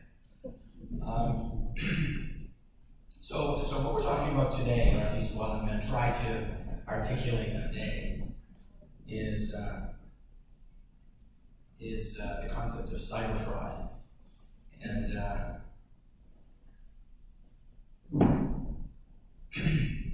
and whenever we talk about cyber fraud, we think about scams, right? So last week I was visiting the Canadian Anti-Fraud Center up in North Bay, and literally what they do all day long is they take 2,000 phone calls on scams. Some of those phone calls are warnings from people who receive phone calls from the CRA scammers. How many people here have heard from CRA scammers? Wow. Microsoft scammers. Immigration scams. You have not been deported, sir. That's good. So I've been threatened with deportation. They didn't say where. So we sat on some of these calls, and I can appreciate the kind of stuff, the kind of work that these good people do every single day. What they do is they sit there, they receive a phone call from someone who's either been already been victimized, or someone who slammed the door of the phone on them, and call right away to hopefully prevent that kind of issue for other people, for future victims. So it's all good work, and the issue there is that they've been doing this for decades. So in looking at the taxonomy that they use, when a phone call comes in, they drop down a menu, and that menu has about 200 different categories of scams, of types of fraud, of types of exposures. And what they do is they have to scroll past all of those. So there's issues like modem hijacking and fax machines and ancient technologies that are still there decades later. And one of the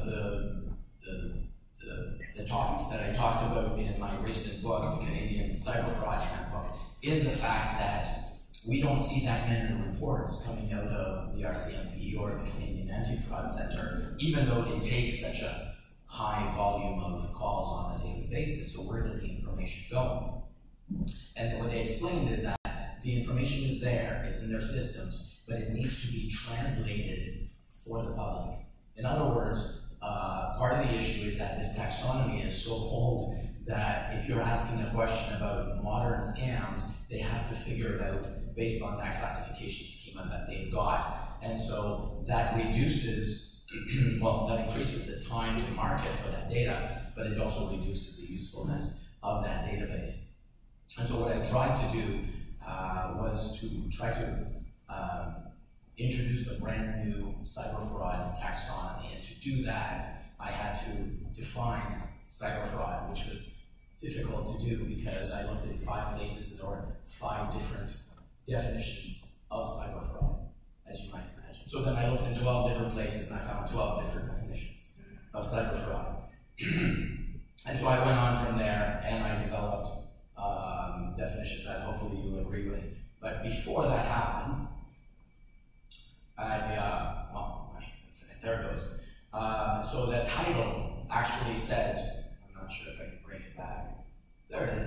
So the title said that there are ways to look at cyber fraud and cyber scams in a visual way. So there's a security firm in Israel called BioCatch that sees so many of these events that it sees patterns in these events. And some of these events turn into more or less artistic pictures.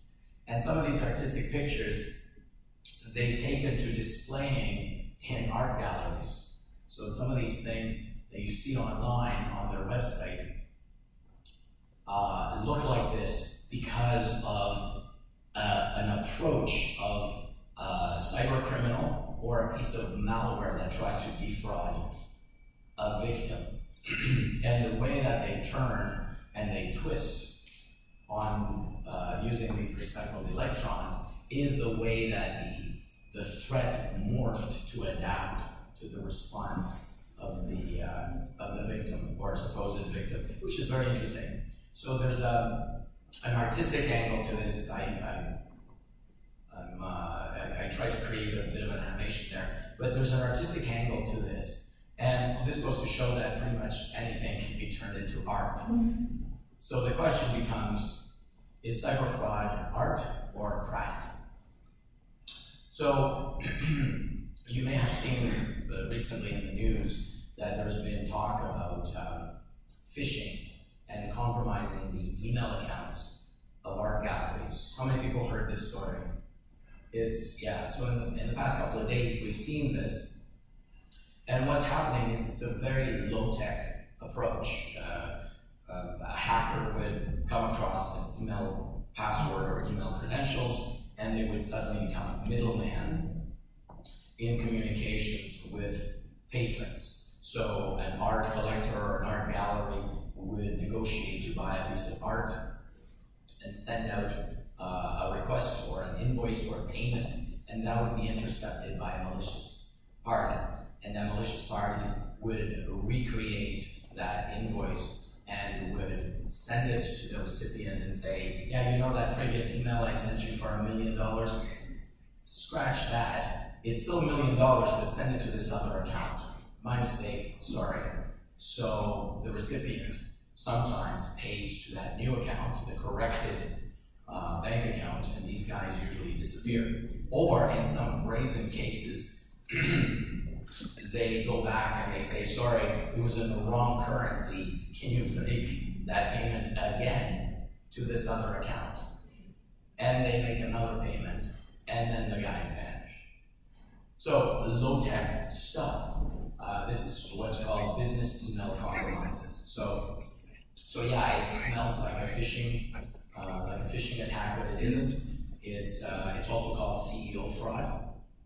And these email compromises are more and more common, especially in industries that don't have controls in place to slow down the payment process, right? So one of the examples given in some of the coverage was that when you're purchasing a house, let's say for $1 million, all sorts of checks and balances in place. But when you're buying a piece of art, guess what? You're shaking hands on it. Or you're making that transaction as quickly as possible so that the piece of art doesn't go to some obscure museum that is bidding on it as well. So in speeding up that process and introducing some urgency, this is how this type of fraud can be catalyzed.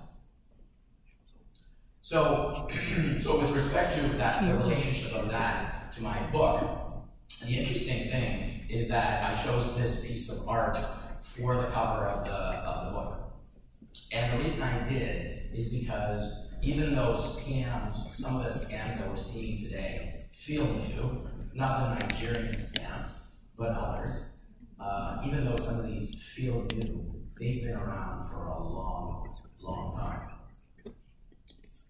And so, 500 years ago, there was a man named Hieronymus Bosch.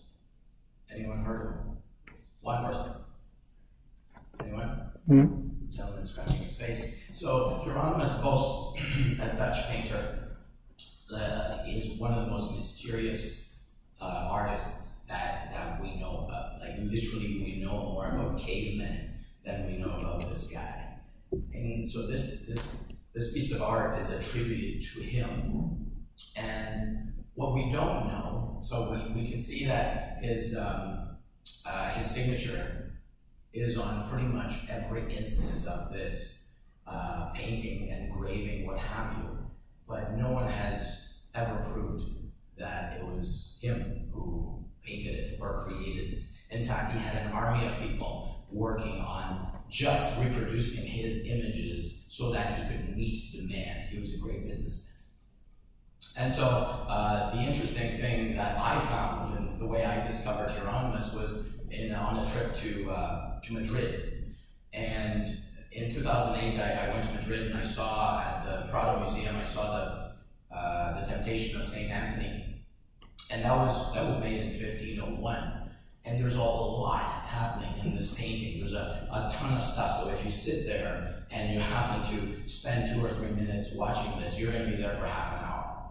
And what you're going to see is that depending on where you're looking, you're going to find detail that you can look into from a historic perspective, you can look into it from a societal perspective, from a cultural perspective, and so on. So what you see here is a little statue of Jesus up in the corner. We have a gentleman praying here. We have a guy here trying to reach out to a man who looks a little bit sketchy.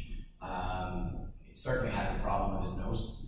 And so this guy is a bit of a troubadour, and this troubadour is actually more of a court jester than anything. So we recognize these guys because they travel from town to town. They usually have some kind of an animal that they distract people with. They've got an owl that makes him seem like he has magical powers. He is what we call a conjurer. And if we zoom into him, we can see various details. He's suspicious. We can see that his eyes have been made to look like a conniving character. We can see that he's got a knife. We can see that he has a mandolin, a musical instrument that he uses to attract people to his performance. So he ignores the invalid that is reaching for him. He is there for a particular purpose. He's either been hired or he's looking to make some money off of this. And so what we find is that about a year later, we see this guy appear again. This time he doesn't have that mask on. He's got the little dog that we saw previously, and he's got the owl. So if we look, we see that there's an owl there, and this paints a picture of life in the Netherlands 500 plus years ago. These guys used to go through Hieronymus Bosch's town and put on these displays and invariably rip people off in the street. A simple cup and ball game that most of us are familiar with. And so there's a variety of details. Of course, you can see that there's a guy here. He is getting ripped off. He's obviously he's got stooges in the audience. So the conjurer has people working for him in the audience. There's been tremendous amounts of discussion and analysis of this painting. And so every face in there, you will find some kind of an explanation and motivation behind who they are. But the most important person here is obviously the guy who has shed all of his faculties, and he's now just given up. So his mind is so open that frogs are falling out. So the imagery of the frogs it goes back to a Flemish proverb which said that no man can be taken advantage of except the man that really wants to surrender his faculties. And so that's why there's a frog that has already hopped out of his mouth. He's got another one. He's working on a second, and the child is potentially conspiring with the conjurer. Right? So they're dressed the same. Anyway, we could go on for hours. The point is there's a number of details that were observed by this painter 500 years ago, and he sat there and watched these guys going through his town and decided that he's going to mix it up with some proverbs and with some stories, and he created this timeless piece. That's his official signature, but it's the official signature of his studio. And he had mostly family members working in the studio because he didn't trust anybody outside the family. So in fact, everyone in his family was just as good as he was at creating this art. And so more recently, we have the concept of mountebanks. This is a picture from 1757. An Italian artist, wanted to show the fact that these mountebanks, literally people who climb, who mount benches in order to hawk their wares, these were taking place throughout Europe. And we see these guys, sometimes they had games of chance, other times they literally were begging. One who sells by deception, con artist, charlatan, is the official definition of a mountebank. And more recently, we have a collection of pieces from a number of cities around the world, and we see this. We see this on the street. We see this in various cities, right? So, you know, the careful eye will notice various details about where these guys are from, but really all of these games are the same, the 3 cup games. How many people have seen these guys on the street ever? You've traveled to London, no doubt. Europe, mostly? Yeah. So you can see this. Many of them are in France. And you can see that they're all always ready to pack up and go. All the cups go in one, and away they go with their little carpet, their little towel. There's always, and if you pay attention, there's always a stooge in the audience. And there's always a guy. There's a guy that's watching the other guys. He's always the guy that wins first and pulls in the others. Right? And sometimes people taking pictures get noticed by these guys, right? But they're always watching out for cops. And so they always work on these angles, right? So they always hide what they're palming, because there's always this argument that you have to be looking straight down. Well, if you're looking straight down, you can't see what he's palming. So there they go. Anyway, so it goes on like that. They themselves are pretty good at spotting people taking pictures of them, so you can tell that they've noticed. And of course, this is expected to last well into the future. How many people here saw the movie Demolition Man? Anybody? With the 3 seashells? If you've got the 3 seashells joke, I need to get an email from you, because I still don't get the 3 seashells. So everybody's been laughing at Stallone throughout this movie because he didn't get the 3 seashells in the bathroom. So he didn't have much of a sense of humor throughout this thing. So Europol came up with their internet online threat analysis just a couple of months ago. And what this pointed out is that for the most part, threats, unspecified threats, made up a large part of the cybercrime going on in those countries. Okay, so what that tells me is that there's further opportunities for classification. You need to be able to not just empower law enforcement to categorize these, but you need to let the public know how to categorize and how to classify some of these exposures and threats and scams. Right, so we're seeing this across the world. Naturally, all of these are motivated by profit. So, you know, segmenting them as payment fraud obviously underlines the fact that payments are being hijacked and intercepted, but it doesn't go that far into telling us what the process is that unfolds. And so I thought, well, it makes sense to standardize. And the standard definition that I was able to put together, and again, this is based on some of the best definitions that I was able to find. Unfortunately, they were, back in 2002, I think, was the last decent definition that I saw. And there's been so many new technologies that have altered the landscape that we really have had a need to narrow the focus of cyber fraud and the meaning of cyber fraud and the definition of cyber fraud. So this is what it says.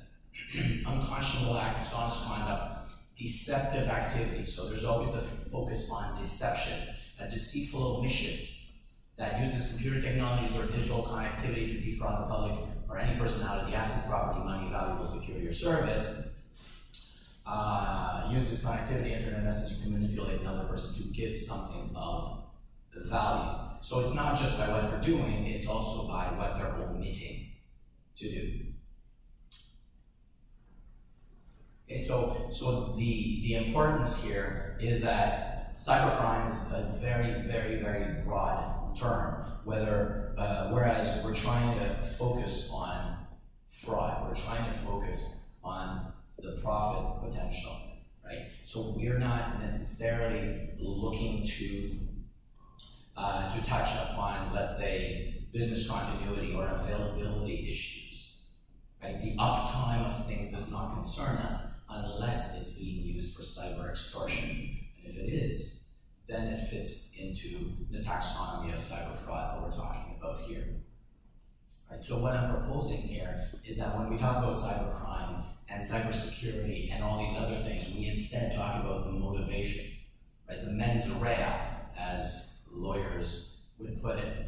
Not just the actus reus, but the end goal. And that will help the public understand why these things need to be identified and how they can be prevented. Because prevention, let's face it, is the only way.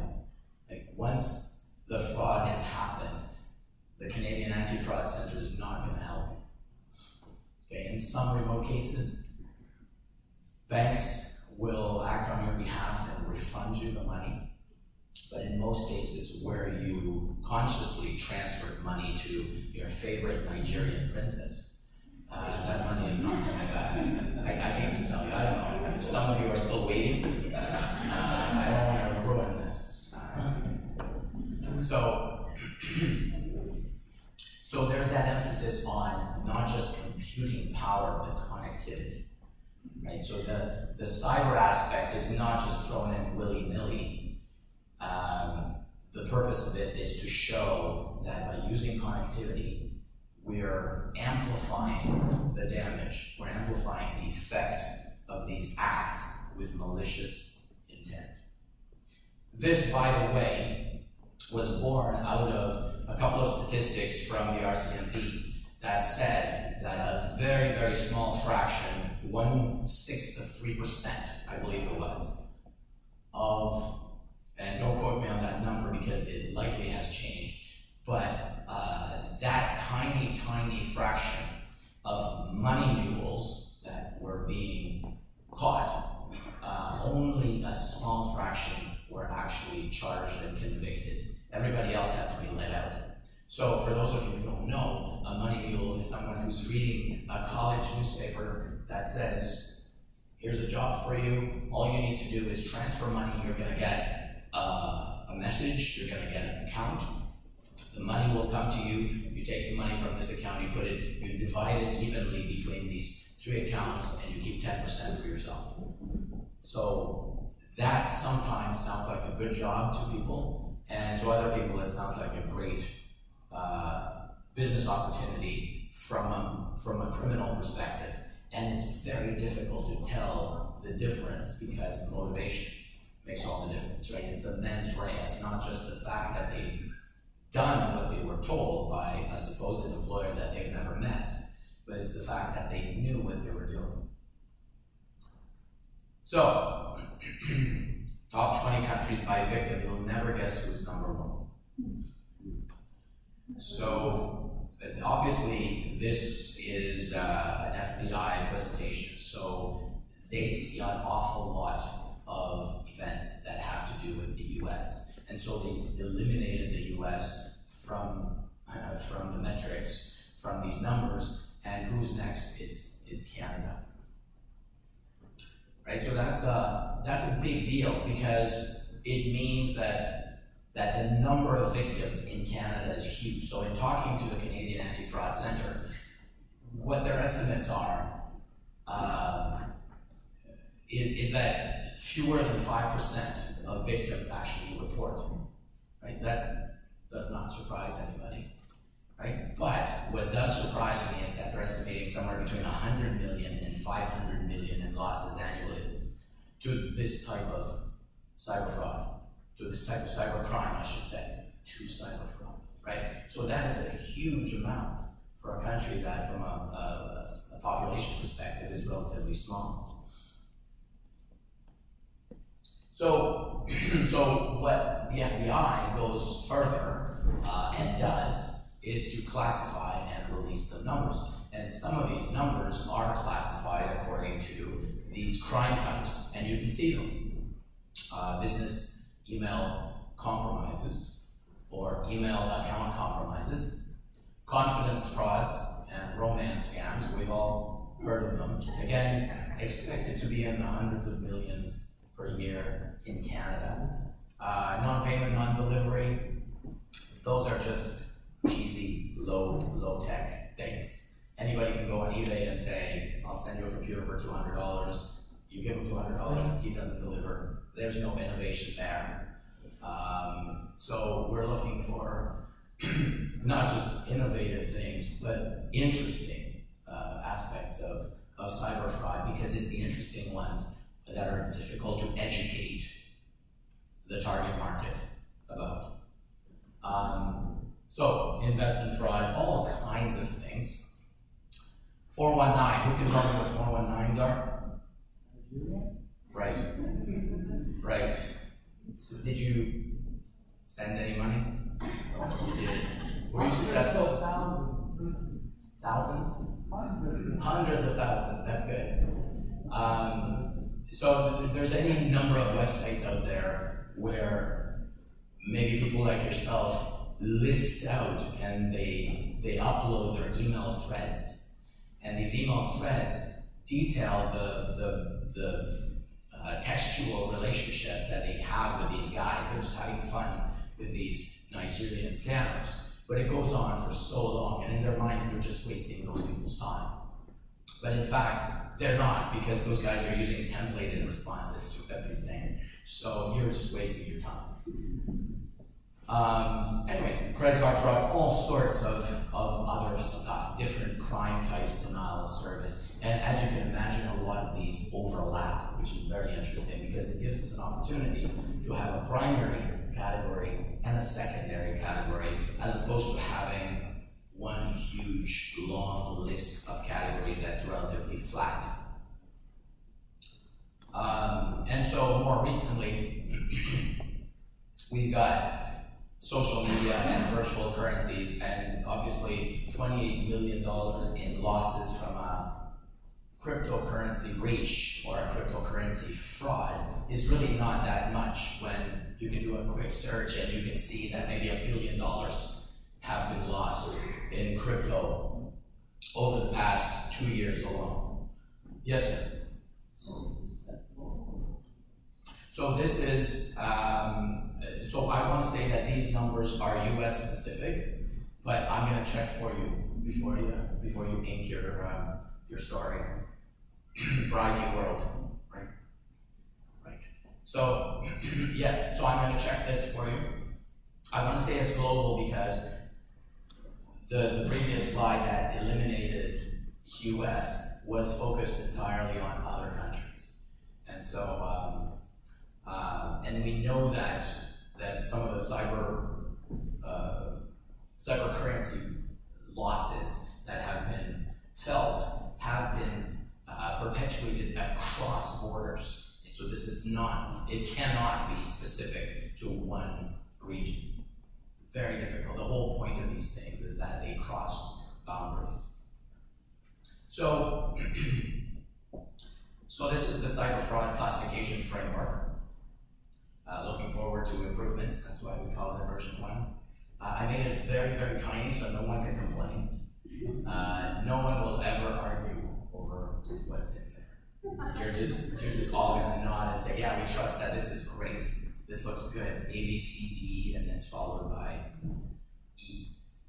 So I'll show you a zoomed in version in a minute, but the idea here is that we have digital taxonomies and classification categories, and we can go through these high-level aspects of cyber fraud categorization, right? Unauthorized access, e-commerce fraud, email, social media, all of these things, you know that these things are some of the top issues.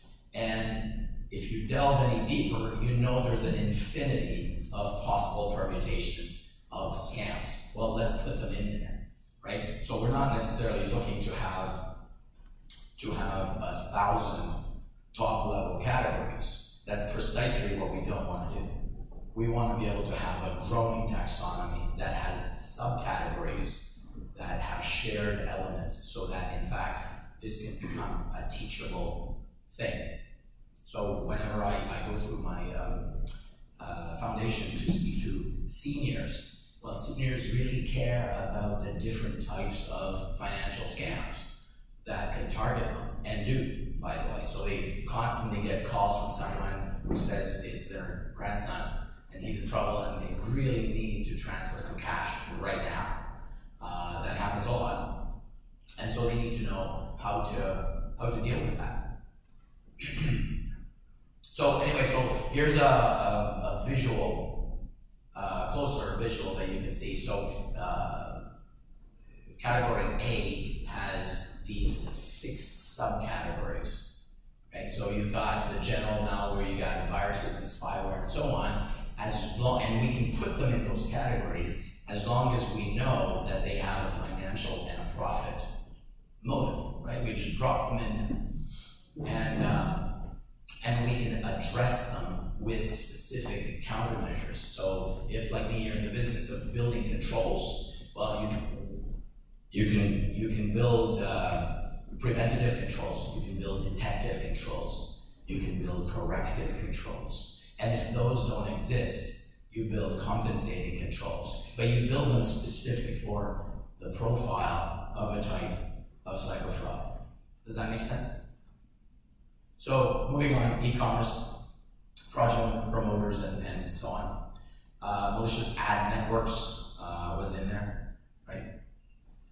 So we know that because of the prevalence of these malicious ad networks, that's why we recommend having ad blockers, not necessarily because we want to undermine the business model of the internet. We just recommend using these because they are so prevalent.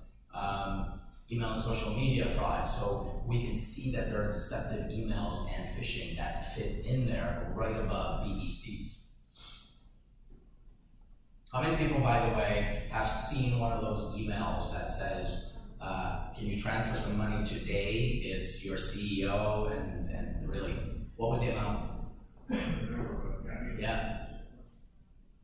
2,000, I heard. Do I hear any higher? 5,000. Do I hear 10,000? Yes, sir, 10,000. You got 10,000. So we've seen over the past 18 months, we've seen some of these CEO frauds as high as 52 million, which was insane, right? So these are insane amounts, and that came out of Europe. And so and someone might be able to remember it was a manufacturer of airline parts. Right? And some of these things are just, some of these frauds are carried out on a monumental scale. Why? Because of the connectivity. Right? So that's the cyber aspect. That's how different the word fraud is from the word cyber fraud. It emphasizes the scale of the exposure. So that's the whole point of this approach to classifying and reintroducing the word to the public, right? So this is meant to be easily used by the public. So this will be posted on fraudbook.ca in the next couple of days. This, in case anyone's going to have a question about where do we find this list, it's going to be on fraudbook.ca. Investment and securities fraud, all kinds of them. Obviously, you've got pyramid schemes, you've got internet stock frauds, you've got phony investor alerts, and so on. Financial system abuses, there's your CRA scams and telephone extortion. So this is a book that was published by a small company called Thomson Reuters, and the focus of this book is the Canadian market. So that's why it says CRA scams, but in future edition we'll probably make it broader and more generic. So money laundering, of course, government services, healthcare, and insurance, big areas, advanced fee fraud, healthcare fraud, and other deceptive practices. So I still have that other bucket, but my other bucket is by design very small, right? So I haven't created a humongous bucket just to store everything else. I've tried to come up with lots of categories that you can at least plop in your type of fraud and understand it and try to create those safes for your audiences. So professionals in the room to use that and leverage that to create specific safeguards for some of those things. So here's an example of classification. Ads for fake products on major online marketplaces. Who's ever seen on Amazon memory cards that are suspiciously cheap? Who's ever bought super cheap? Yeah? Yeah, you bought 5 of them, that's great. Yeah, you can, it doesn't matter how many times you format them, it's amazing. It's, they still don't give you the capacity that you were sold. So, but you get a good 128K out of them. No one should ever need more than 128K, right? Bill Gates, 1982, was that? In 64, yeah, 128 was just science fiction.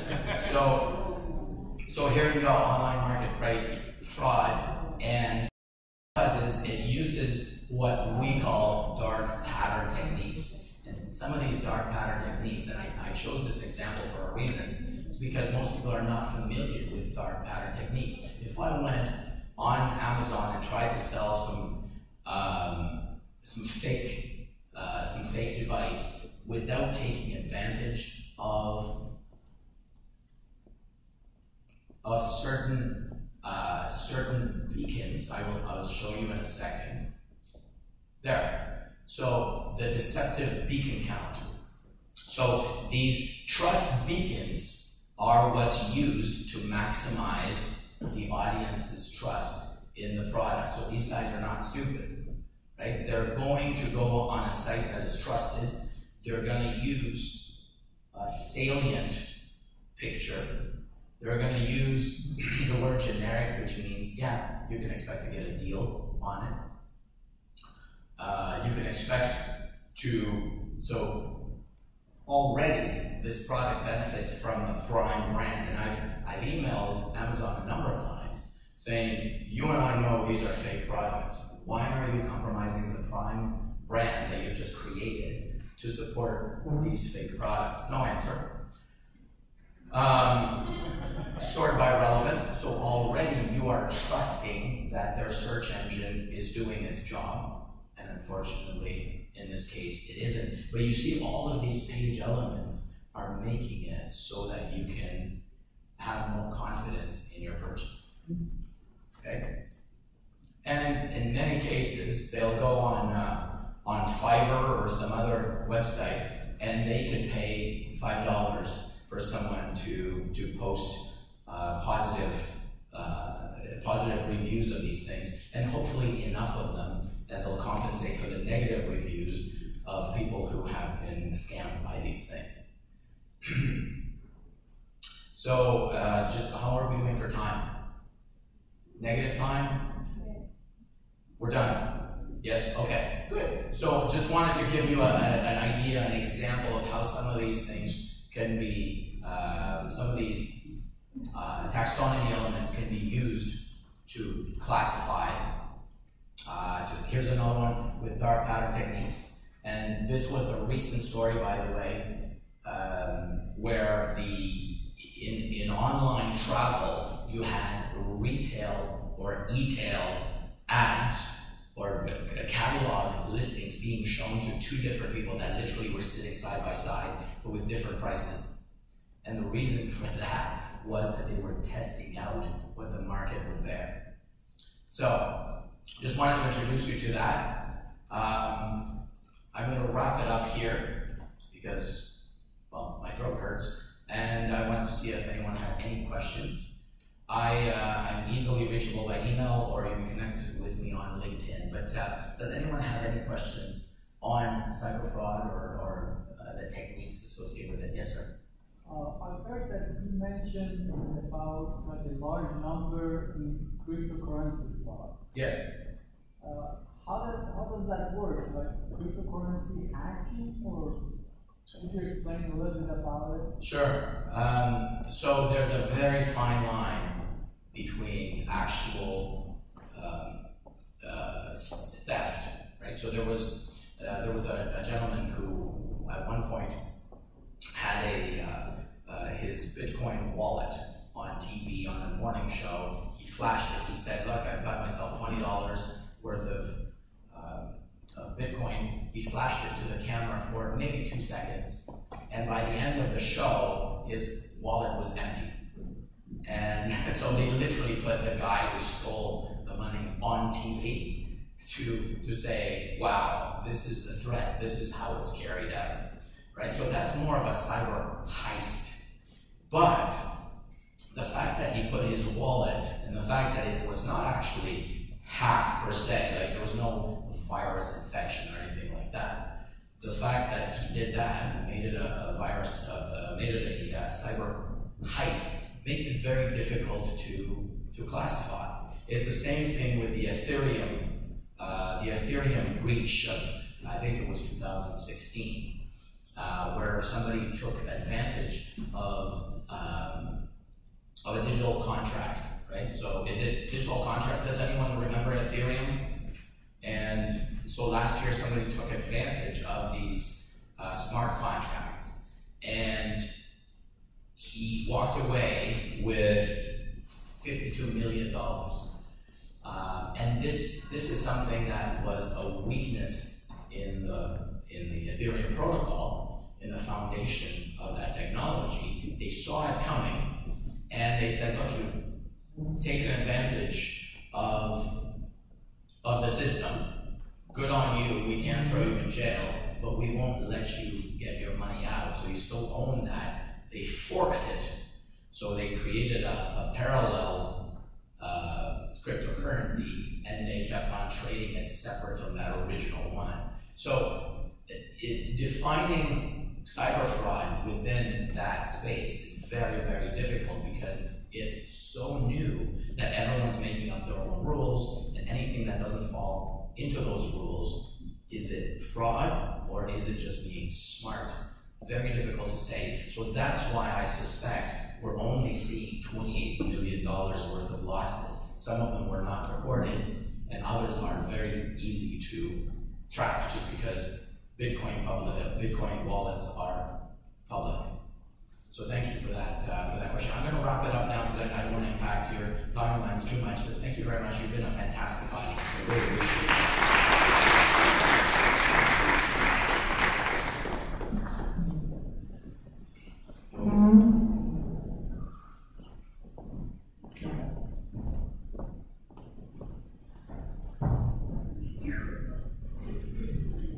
Good job. Thank you.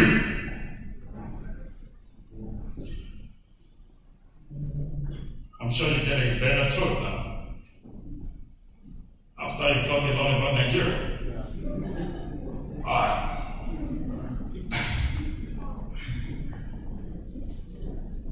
I'm from Nigeria.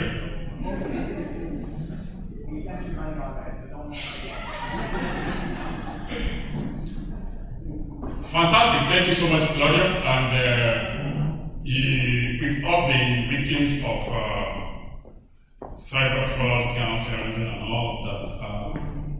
But thank goodness, some nations are putting strategies together to make sure that they mitigate all these, scams and whatever. So we serve, as they say, the best for the last.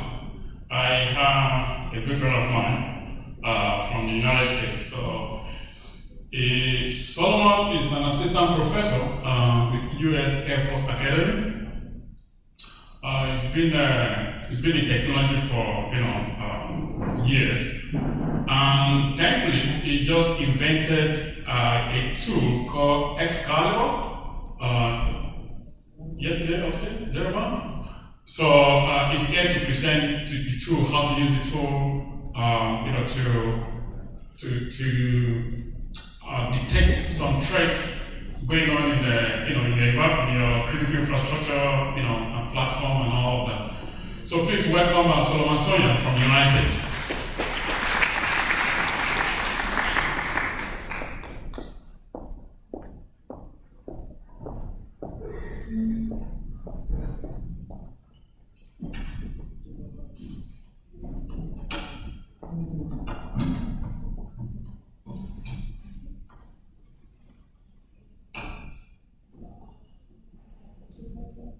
Very good, very good. Well, good afternoon, everyone. I'm Solomon Sonia, assistant professor at the U.S. Air Force Academy, and I've very recently transitioned jobs to help out another organization before I'm able to return back to the Air Force Academy. So just real quick, I hope I can walk around. Cameraman, is that okay? Or okay, yeah, because standing on stage is fine, but I like to be closer to everybody, so we can talk about that. And that works better for me. So the presentation that we're talking about here is how do you actually develop an actionable threat intelligence engine to be able to provide new information given a series of data to better be able to protect your computer machines. Okay, so here's what to expect. I'll do some hand waving, I'll walk around for a little bit. I'll do an introduction about the system, then we'll discuss how you create an actionable threat intelligence engine itself, and then we'll do actual live demos. So just as Mr. Yomi mentioned, the system I created is not even 24 hours old. I finished coding it this morning, so I'll show you exactly what it looks like. And by the way, I created it to release it here at this conference. So if anyone, I appreciate it. Thank you. Yeah, it was important to be able to produce and provide something for you. So now it's yours for free. And it's available on GitHub. And the version I'm showing now is like 2 versions old than the one I did. And that one was yesterday at 4 a.m. right before I left San Antonio to get on the plane to begin flying here. So as soon as I get home, you'll get even the newer version, which is what we had just a few hours ago. And then questions. If we have any questions throughout the presentation, just feel free to stop me and we'll continue to discuss that. And finally, just a little, I guess, brace yourself. I'll talk a little bit about programming, just slight, but based on your interest in the tool, we can spend a little more time because I think it's kind of important if you would know how to use this tool and how it can be more useful for you in your enterprise system. Okay, so who am I? Assistant professor at the U.S. Air Force Academy, and before that, I was in charge of monitoring intrusions for the entire Air Force enterprise network.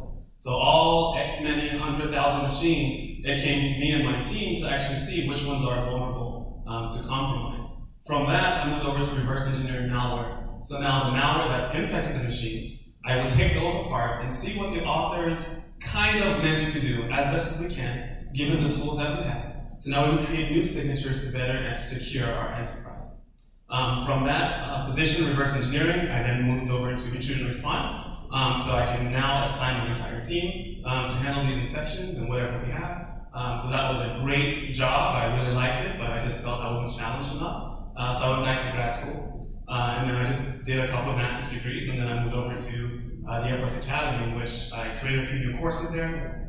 I started a new course on computer and digital network forensics, and also helped a lot with your cybersecurity program, because I'm also a malware writer. I write a lot of malware, I reverse engineer malware. Because I believe if we really want to be successful at stopping your malicious attackers out there, you have to at least get as good as they are. So that's why we continue to grow our skill set. I program things and I release it to the community. Okay, so let's talk about actionable threat intelligence. Now the first thing I kind of want to talk about and make sure that we understand is what threat intelligence is not. So I'll start by saying threat intelligence is not threat data. Because a lot of companies out there will say they have threat intelligence, they want to give you threat intelligence, but really you look at what they're providing, and it's actually just a lot of data that you now have to sift through manually. So instead of doing that, I think a system should actually be created and developed and given to us to use so we can kind of piece these things together.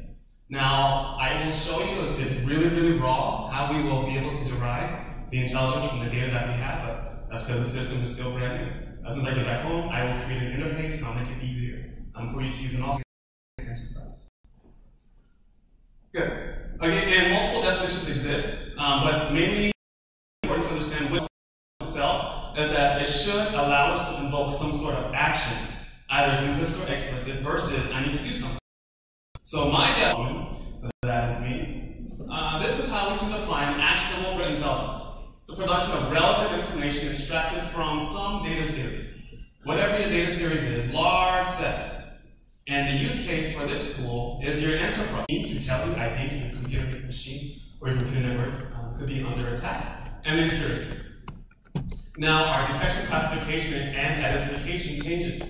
So your current paradigm looks at a signature matching. Okay, if I see a signature from my database, if I see that exact signature again, I can now say that you're compromised with X malware. That does not work anymore in threat intelligence. So that's because we're looking at these indicators to see, well, what could give us a better intuition, that gut, that there are computers that are compromised in this machine. And we'll go through and understand how do you derive and develop these indicators. Firewall. Gotta secure it.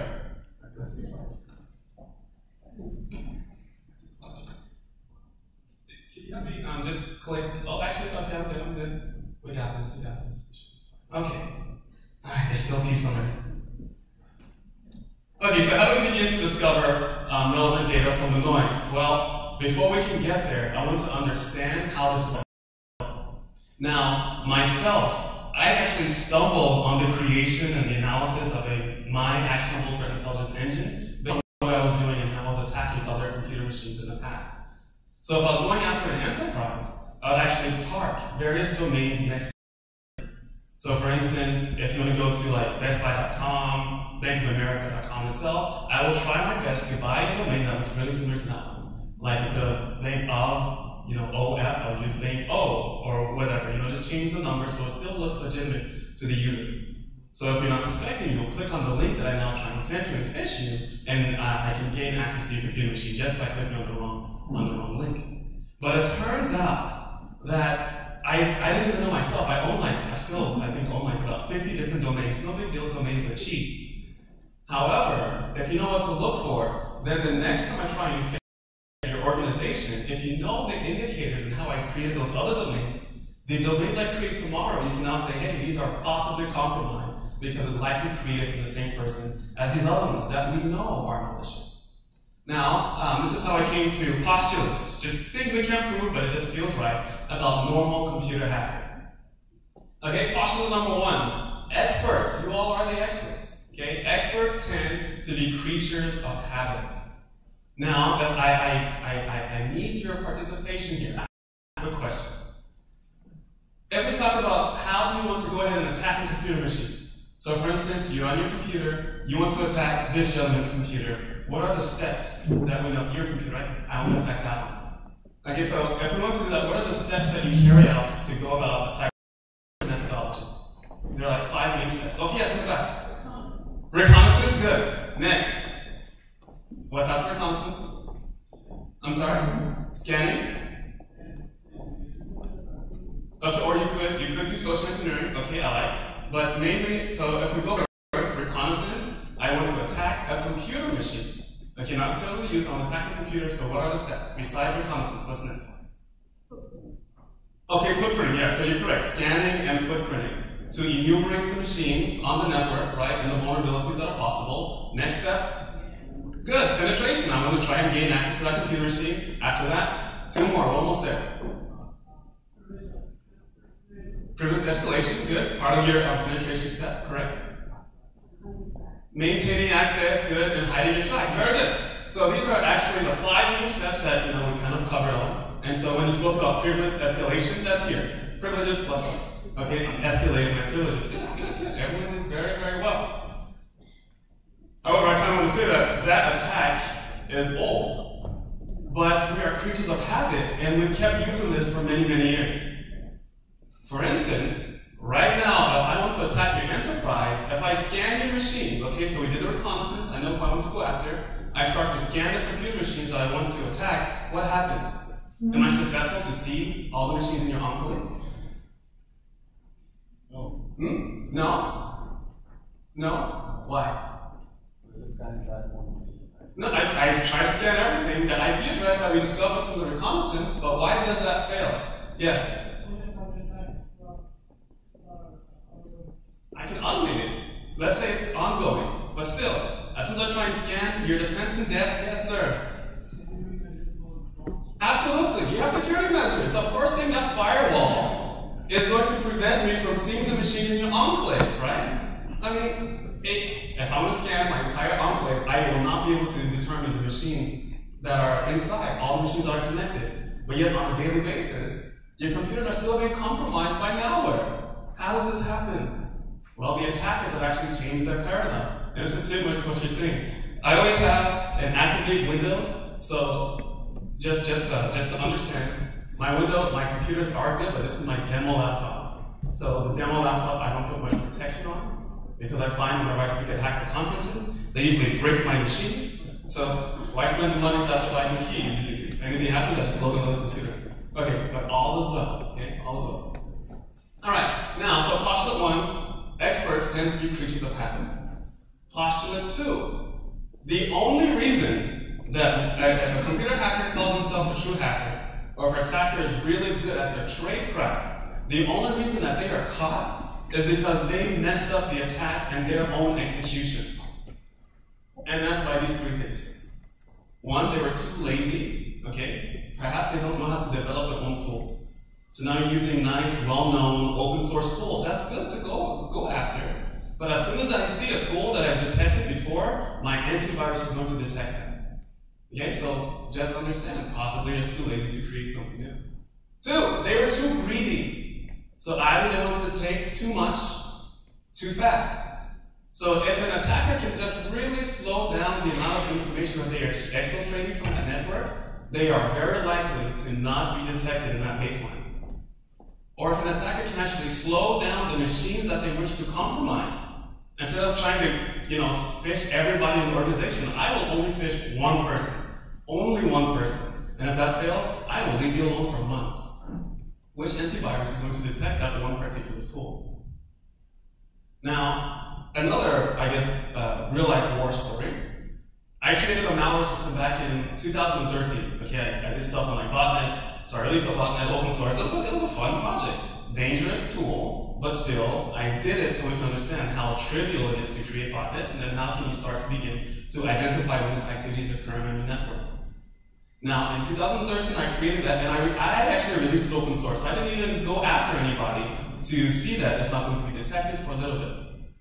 2016, 3 years after I created that tool, I finally got an alert on my Norton antivirus that said, your computer system is compromised. I'm like, what? Really? What did I do? What did I go to? So I looked at the actual alert indication, and it was my tool. It's like, I don't know if I should be flattered or annoyed.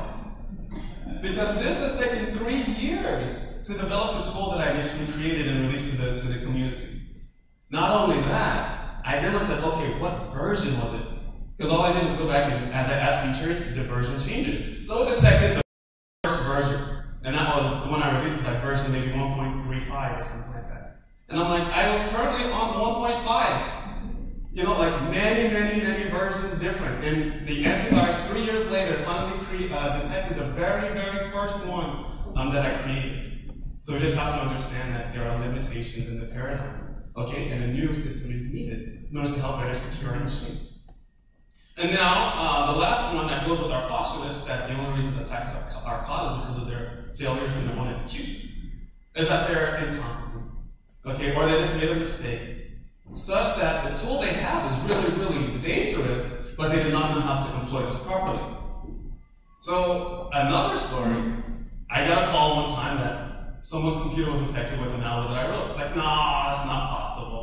And so I said, okay, go to these locations on the computer machine, because I actually put intentional feelers out there so I can know if a computer is actually compromised with what I wrote so we can get it off. So I said, okay, go to this location. Lo and behold, my malware was there. It's like, my God, kind of felt bad. And I was like, okay, let me help and fix your computer. Then I said, by the way, how did you find out that your computer was compromised? She said, your name was on the banner that said, infected by Solomon Sonia. It's like, touche, okay? Because I did put that name in there intentionally. But I released 2 versions. I released one version that said with console. Okay, so as soon as you execute it, a console shows so you know what's running. And then another one that says without console. The person that took the tool took the wrong one. So that's the only reason she knew, because I did it intentionally. But you see the console, it's like, oh my God, at least know what you're doing. But that's how that malware was caught on our computer machine. And that's generally how I believe attackers are caught in the wild. Now, I'm going to skip over the slide because I don't know how much time I've already. How much time have I taken so far? 20 minutes left. So we've already been here for 20 minutes. Okay, let's go a little faster. Sorry, I have quite a few slides that I wanted to show. Okay, so if we talk about cyber threat intelligence itself, I think there are 5 categories in how do you view an entire computer machine to understand how can we extract the indicators itself. So here we have just a normal computer machine. Now, your software and hardware all have various artifacts. Who created that software? What version is the software? What does that software actually touch on your computer machine as soon as it's running? All of these are different indicators that we can use to reveal the presence of a compromise or not. Okay? Software and hardware has this. Now, at the network layer, this is where we will focus for the rest of this presentation. The network layer has these 4 things that are crucial to find new compromises.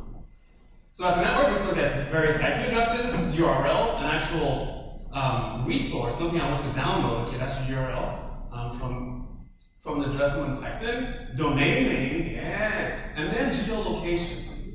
Okay, the tool that I wrote also provides a geolocation on various domains that you provide, because when we were talking about data security during the panel, my thesis was actually on, I don't care about protecting computer machines anymore. Because previously, everyone wants to protect that computer machine, but once that computer machine is compromised, now what do?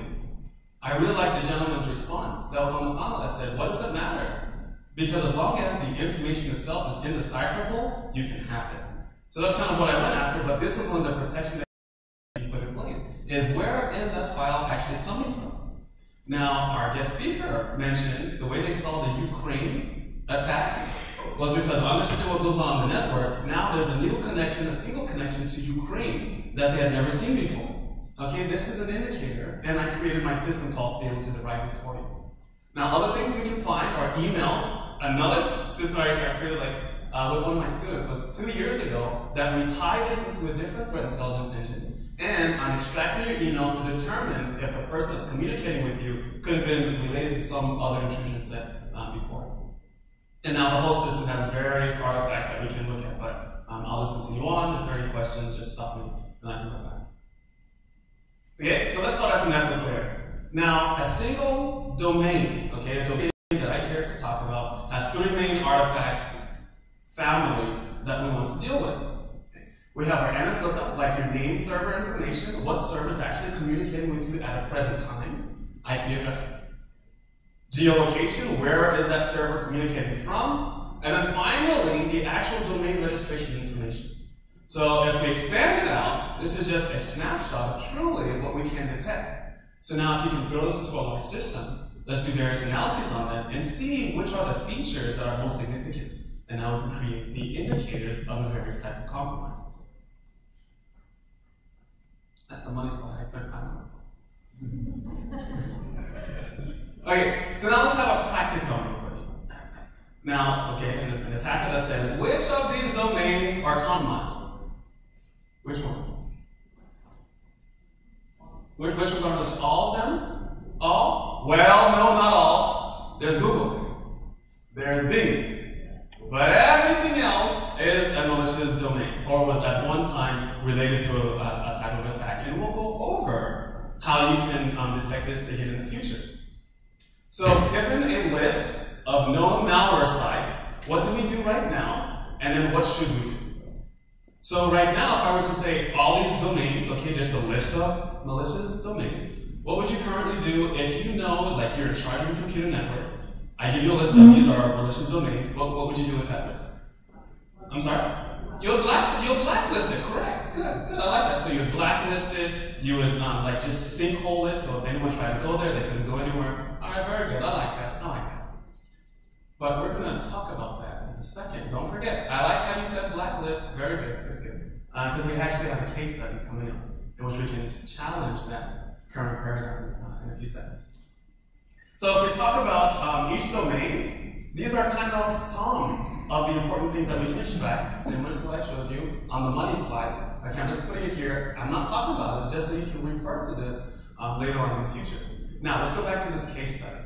Okay, so we will blacklist malicious domains that we receive. Good. Let's talk about the configure one. It's an old one, but this was the bane of my existence when I started working on the enterprise network to look after malware machines.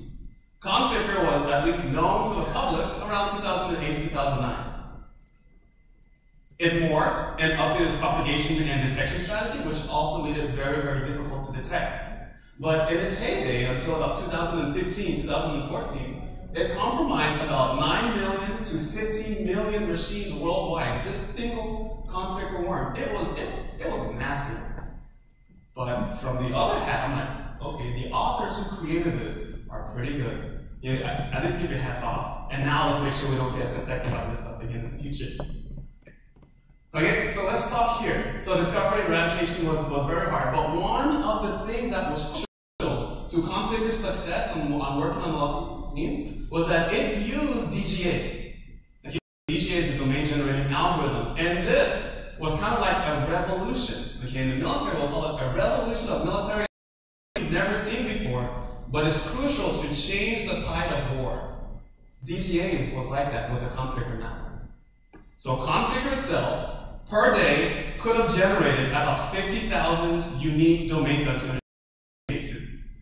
So every single day, one computer machine is being connected or trying to connect to 50,000. Each computer machine could have had a different set of 50,000 machines. Let's just do some simple math. Let's say your enterprise has 100 machines. So if your enterprise has 100 machines, each machine is generating 50,000 malicious domains. How many domains are we totally looking at just per day? 5 million, right? Is public math dangerous, but 5 million, yes? Okay, all right. 5 million just in 100 computer machines. Are you going to hand gem 5 million domains today? Okay. 2 of you. Tomorrow, are you going to hand gem a new 5 million domains a day? No. And the problem is going to continue and continue changing. So what actually happens is, okay, you try and load your current list, whatever list you have, put it on your block list until your list is full. And then, other people might say, okay, well, today I have a new set, let's just delete the old set and put the new one on. But the malware is still trying to beacon out to the old ones. Now let's bring on our threat intelligence hack. So here's our whack-a-mole, which kind of is what I mean by the whack-a-mole. Whenever you see something malicious, whack it. But something new is going to come up tomorrow, so what do we do then? Okay. Now, what could we have done is we could have looked for common paths that the attackers could have used. Because it turns out that out of those 50,000 domains, because the attackers were using an automated mechanism to register new domains and allow their malware, once it creates a domain to communicate to, if that domain is successful, it will communicate only for a period of time until it tries another one. But the authors on a given day, out of 50,000, 5 million domains that could have appeared malicious, they probably had about 500 active kited domains. And now if we know what to look for, a lot of the registration for the active domains were by the same set of people.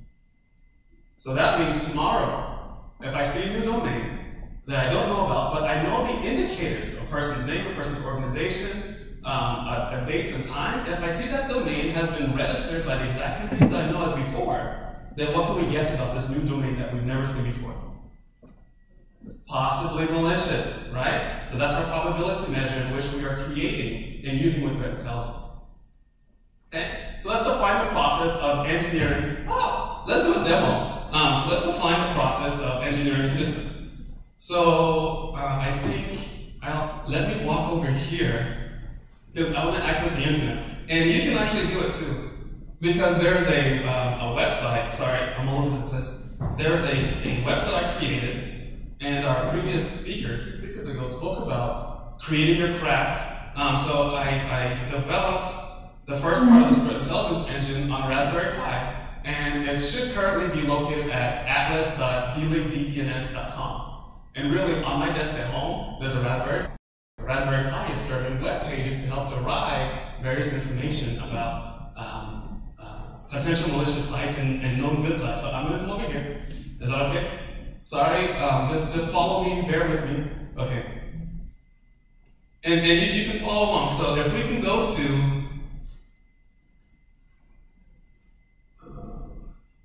right.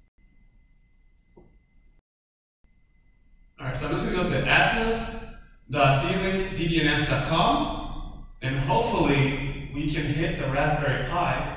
Okay, good. Now, we've hit, there's actually the Raspberry Pi on my desk, and now I did this to provide additional information for us whenever we want to have an idea, could this website be potentially malicious? So what I discovered, that's me. Okay, I do information on your connection here. I think I'm too far away for this to see. Do I have to go back? I think I have to move. Wait, oh, there we are. Okay, so we do, nope, all right, I'm moving, sorry, it's not working. Let me just get close. I'll just talk from here, all right, just follow me here. Now, if we scroll down, okay, at the top, I do geolocation information here, okay, if we scroll down, please. Now, above that is NS lookup from where you're communicating from, down, very good. Okay, scrolling down some more. This is our information to discover what's the registration of the website that we're communicating. And at the top in this bar, if you hit / and put in any domain, I will do this exact lookup for every single domain that you have. So if you know that you have a new malicious domain that you want to check, you can hit this, put a / and I'll determine all this information for you. Okay, scroll down, please. Keep going. Keep going. More.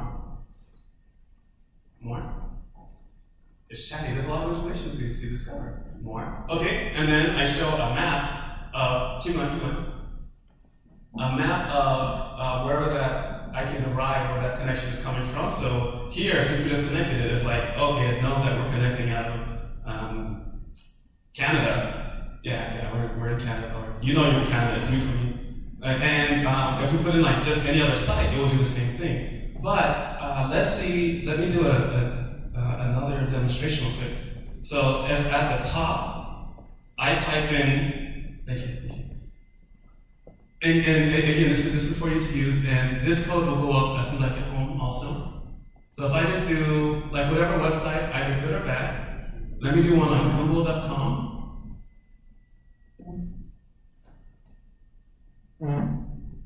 And is this Google? Okay, so here you see the request we're looking at is Google. So scrolling down, we do a lot of information, but I kind of want you to see this. And as soon as I do this, if you can switch back to the presentation, then thank you. So I actually put this tool online back in January or February of this year, and it did a lot of good resolutions for you. But then I came back 2 weeks ago, and I was like, well, let me just stir the tanks, make sure everything's working fine. And I saw that, why is the tool not providing information anymore? I did a lot of research, I'm like, what happened? I knew I coded this fine, but what just changed? So unfortunately, to a programmer's dismay, the system that I used query this information to begin with, all of ICANN or whois for .com and .info changed the way that they provide information to all whois register servers around the world. So even your tools, I would have done another demonstration using your Kali Linux machine or whatever, that if you just enter in the command whois, you're trying to do a whois lookup, it will no longer show you all the information that we need in order to start to analyze various websites that we're looking for. It's like, my God, what do we do? How do we get this? Because it's crucial to cyber threat intelligence. Well, the quick answer is we go back to the source. And so that's why I created in the new tool that we're releasing. So everything is fine, there's peace again on Earth, but at least my tool will show all of this. Other tools have not updated, and I don't know when, because it's not a trivial update. Okay, if we can go back to the presentation. But it's okay, it's all right, just so you know. Excellent. Okay, now if we talk about creating a threat intelligence engine, that's what I mean by CIE. There are these 5 Is that 5 or 6? That's 6. 6. There are 6 main processes that I use whenever I create a new system. So the first one is acquisition. We need to be able to acquire whatever it is we're looking for. Okay, so if I go out to Whois, whichever registrars, I need to be able to acquire that data. Now, since I acquire it, I have to normalize. So normalization, this is kind of how you structure. You want to structure quote-unquote non-structured information. That's because in order to grow the system, I need to communicate with various sources. Although their information is structured on their side, we have to have a uniform mechanism so we can now insert in our aggregation phase, we insert into our data stores to begin processing it. This is so whenever we make things compatible with other systems, they can communicate themselves. I don't have to program that much.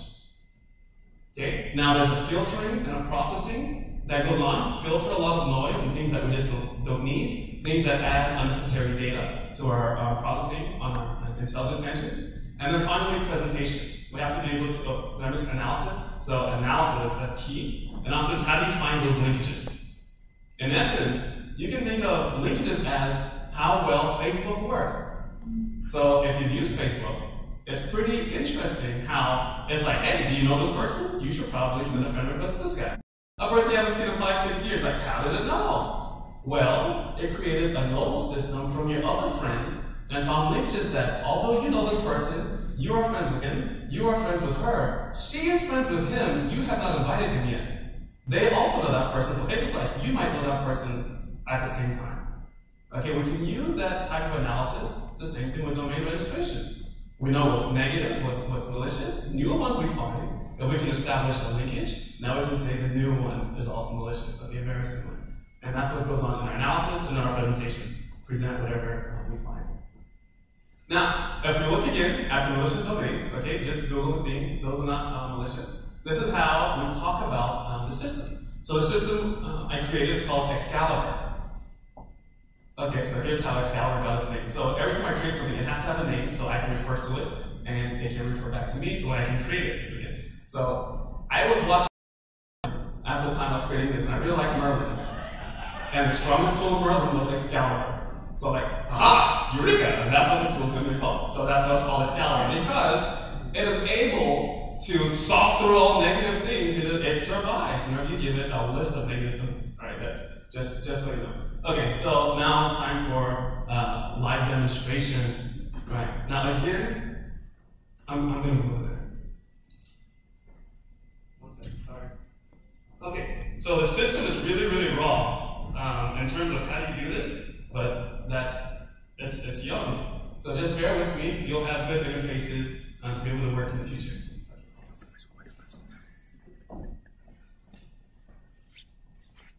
Everyone's okay? Okay, so just like look at the screen, and I'll use the mouse to point to kind of what we should focus on. Sorry. Okay, yeah, I do need your help, but that'll be the last slide.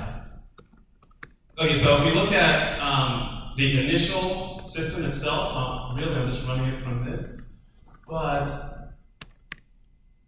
you can run it from your command prompt for now until I create an actual user interface for you. So the first thing, so we've already spoken about Atlas. Now, if we start the program itself, so I've started, this is just like you're starting it on your command prompt.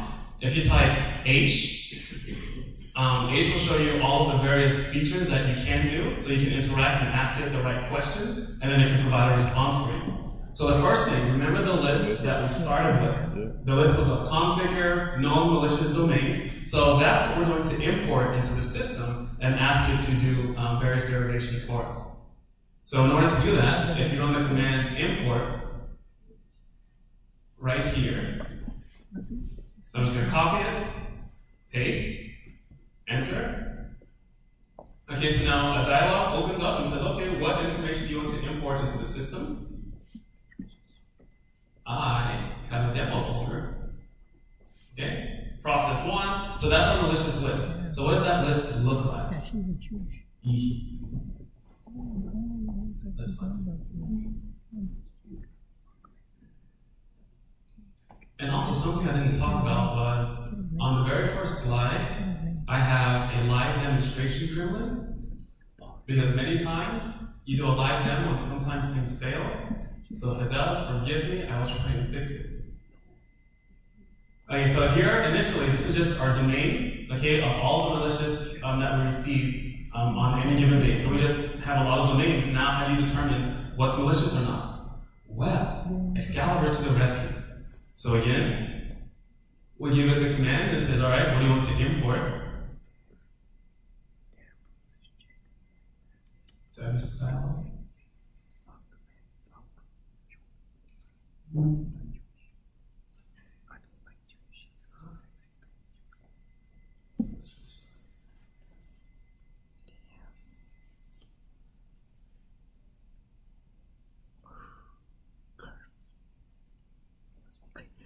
Okay, so this is the malicious domain list. And now what it does is for each domain, it starts to analyze, okay, what does that domain see? Can I go ahead and grab all the registration information? And so based on the size of your system, like this process can actually take a day or two. On this laptop, if I start it now, it probably won't finish until tomorrow. But I have a beefy server in the house, so that one's able to finish that in a couple of hours.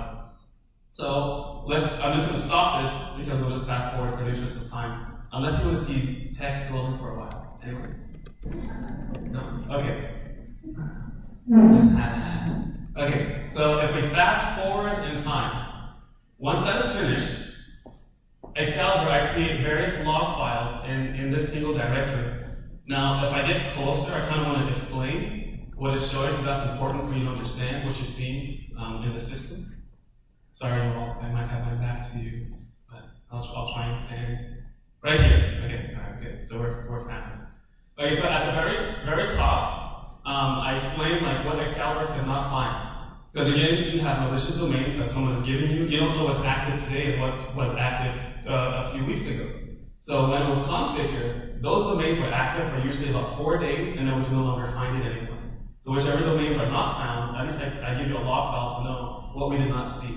So in case you want to check it again or know what failed, you have that. I'll talk about that one last, because that's an important directory. So the geo location for each domain. In fact, could you click on geo found real quick, please? Because the other things are very similar. Sorry, I'm enlisting the help of our coordinators at the conference. I know it wasn't planned, but hey, all is well. Okay, so for each site that we look at, I have just an entire list of all of those geo resolutions. Because once that domain goes away, we no longer know where it existed. So that's why we want to save this information for later use of analysis. Okay, backspace one for me, please. Yes. Okay, and whichever domains were not found will show up in the geo not found. Okay, back slowly. Okay, good, thank you. Okay, so in this lookup, we then provide the domain name system lookup of every single domain, so you can store that. Mainly, whenever we have a domain, that domain is going to resolve to different IP addresses. So that's why we want to do that, so we know the actual IP address at this very moment that has been compromised. So you can add that to a signature if you wanted to. Okay, and let's look at not found. TLDs. So this is your top level domains. Those registrars from IANA, the source. Okay, you have like .com, .org, .net. These are your top level domains. And we keep a list of these in case the internet ever went down. They're like, what was the address to .com? Well, you have this. It goes in your log file. So at least, again, you can restore peace to the world. That's good, all is well. Now, who is? So let's go ahead and open the who is folder, please. Good, so what we're seeing here is each of those domains that we saw on the list that you gave it, the output for each one is a file of all the who is data. Now, it is crucial whenever you're aggregating data that we always have to be able to store what we've seen. So that again, tomorrow, when that domain no longer exists, you have it. So we can do additional analysis in case a new process is developed to understand what we might have missed. Okay, go back one. Good. And now that is who is as it exists now. But we've got to outdo who is. So that's why there's a who is Excalibur folder. So inside the who is Excalibur folder, who is only gives you registration information. But what I combine in Excalibur, there's the registration information at the top, the NS lookup underneath that, and then the geolocation. So all of that is present inside every single file here in case you wanted to refer to that. But you don't because I combined it all into one. In fact, I'm going to have to come over here because I want to load it into Excel real quick. So it's crucial. Are we okay on time? I think just 10 minutes more and we're fine. Is that okay? Okay. Okay, now each of these files is still pretty, I guess, pretty raw to understand. So if I click on one, look, that's just a lot of data. Who's going to do that for every single file? Because we have 5 million domains to look at, remember? So I also combine it into a whois data for Excalibur. And that's not the one I want to see. I don't think it's the right size. So we'll go over one of the processes that we've already finished. So that's log. Let's, right here. So the Excalibur whois file, that's the exact one that we've done before. Okay, so you loaded all the malicious domains. It took a while to analyze whatever it has to analyze. Then you go back into the Excalibur whois folder, and this is the file that you will get. Now, I just named it configure at the top. Whenever you're looking at yours, it'll just be called whois data Excalibur and the date and time that we did the analysis. Now, this file, this is the money file. So if you just open this, and then it's tab separated. So you can view it, but it's not necessary. However, if we just go to Excel, you can put all the data there. Okay, nothing is bad. All right, and then at the very top, you can now begin to filter if you wanted to on each of the domains that we did a resolution on. So the important things that I always like to see whenever I'm looking at this domain information from any website I'm doing analysis on would be the registration and the registrant. What is the registrant's name? What is the address of the registrant? Billing information, admin, technical contacts, because all of these are indicators. If you see a glaring pattern from all these registrations, now again you have a really good indicator that you can now apply in your entire enterprise. Okay, but I don't expect you to go through that list, so I coded in another feature in Excalibur. Okay, so let me rerun. So as soon as everything is done from the domains that you saw before, if you go here, and please just bear with me, I'll give you an interface so you can just click and do things instead of having to type, but programmers I kind of like typing. Okay, so here we are. If we use this command, import Excalibur whois data file. So it says Excalibur whois data file, and what it outputs, that's what you feed back into the system in case you're on different machines. Okay. So I will copy and issue the command. Then it brings the dialog to say, okay, which data file do you want to import? Because on the GitHub, you start to see I'm going to put a lot of intrusion sets, Excalibur files, so now you can do the analysis on your own side instead of worrying about 1,000 files to download.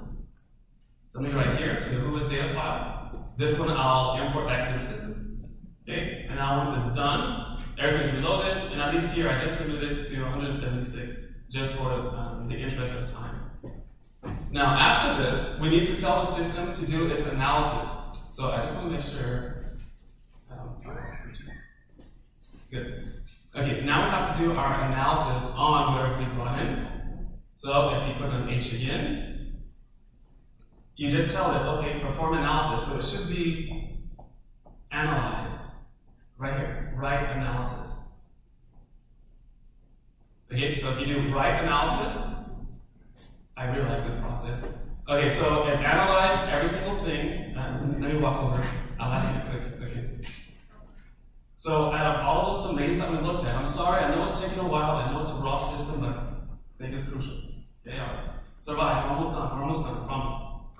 Okay, now these are each of the indicators from a domain. So from all those 1,000 domains, I then did an analysis on each one, and then I create separate files based on the header. So each header is like the admin email. Can we go to which one? Registrant email. Okay, if you can search in there for registrant email, so it's just one of the aspects that whois provides. So out of all of those,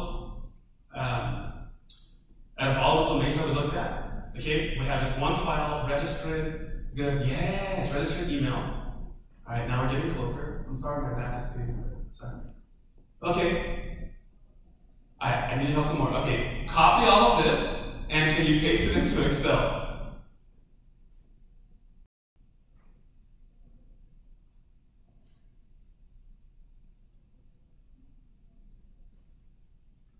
Good. All right, so this is what we're seeing.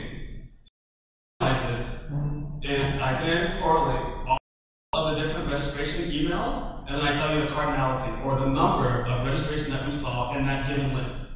And then I give you its relevance, which is how relevant is each of these in the entire set. So if you have a relevance of 1, we cannot make a determination on what we're seeing.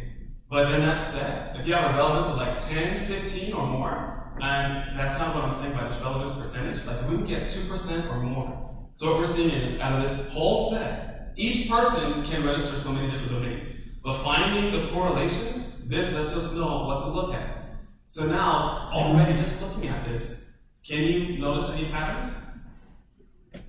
And now, this is what's evident in the data. What I heard it here. What was it? QQ.com. All right, so that's a good indicator.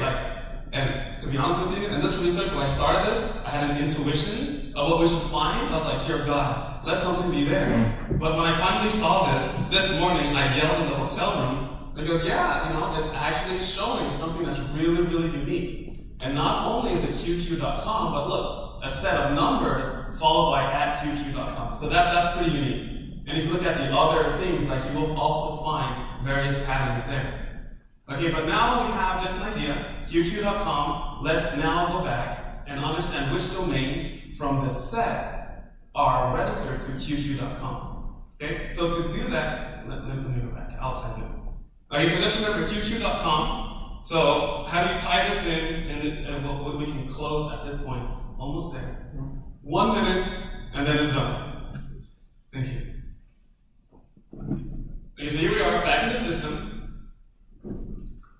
There should have been the last thing. Yeah, okay, 2 things. So you see that there's a search. So now you can search all the data that you have for specific patterns. So if you type in search,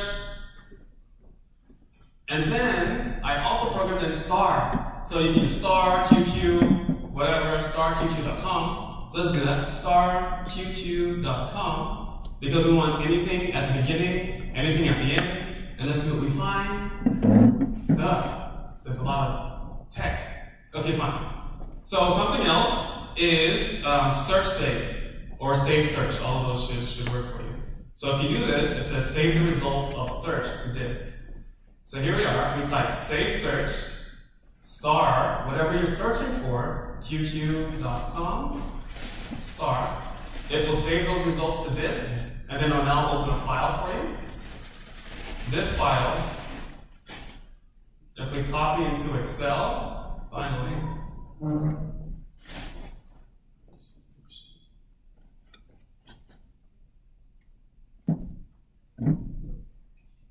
we are. Okay, and just to expand, now if we would go to domain, I just want to move over real quick. Domain name, oh, there it is. Yeah, so this is all the list of various, thank you, of various domains that were registered using the QQ, sorry. All the domains that were registered using the QQ.com. So now here's one thing more that we can now look at and investigate further and see what happens. And then tomorrow, if we ever get a domain that's registered, I have no idea, is this domain malicious or not? Using a threat intelligence system, especially when I automate this for the entire network, we can now create better indicators of knowing, based on what we see, these are definitely related to a various intrusion set. Okay, so at least that's what I believe is a system what we can use for. Can we go to the presentation, please? Yeah, so at least that's what I believe an actionable threat intelligence should do. It helps you create an action. It invokes something. So if I see this tomorrow, I'm going to say block, destroy. One of my machines is compromised. At least we have an idea. Okay, so that's kind of what we have. Now here's what I need from you, because this is a tool created for this conference. So if you want to use it, by all means use it. If you're interested, or if you have like various access to different domain sets, because I just Googled large intrusion sets, that does not turn up that much. But I look for specific malware. I look for like the Dooku, Zeus, Configure. I started to look at ransomware, but I did not have time right before I came this morning. But if you have access to different sets, just let me know whatever you want to analyze, or you can do the same thing on your computer at home. Just with this access to a server, we can get things faster. And then finally, if you want to implement this system into your enterprise, just how does your enterprise work? So I can actually modify the tool to work best for you. And that's free, because I just like doing it, so I like helping the community. So that's all, it's just what I need. You have data, I can do the analysis, or I can create the tool, which you have, so we can help each other in the process. Okay, and then questions. So that's the slide on GitHub, and as soon as I get home, you'll have this version. But please just watch the GitHub, and I'll post everything here. Questions? Yes.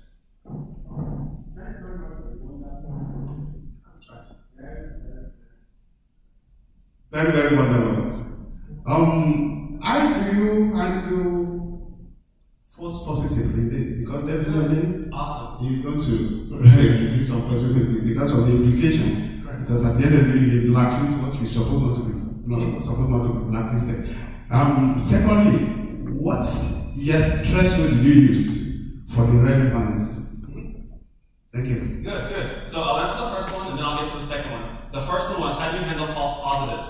And the thing about creating an intelligence system, the easy answer is very carefully.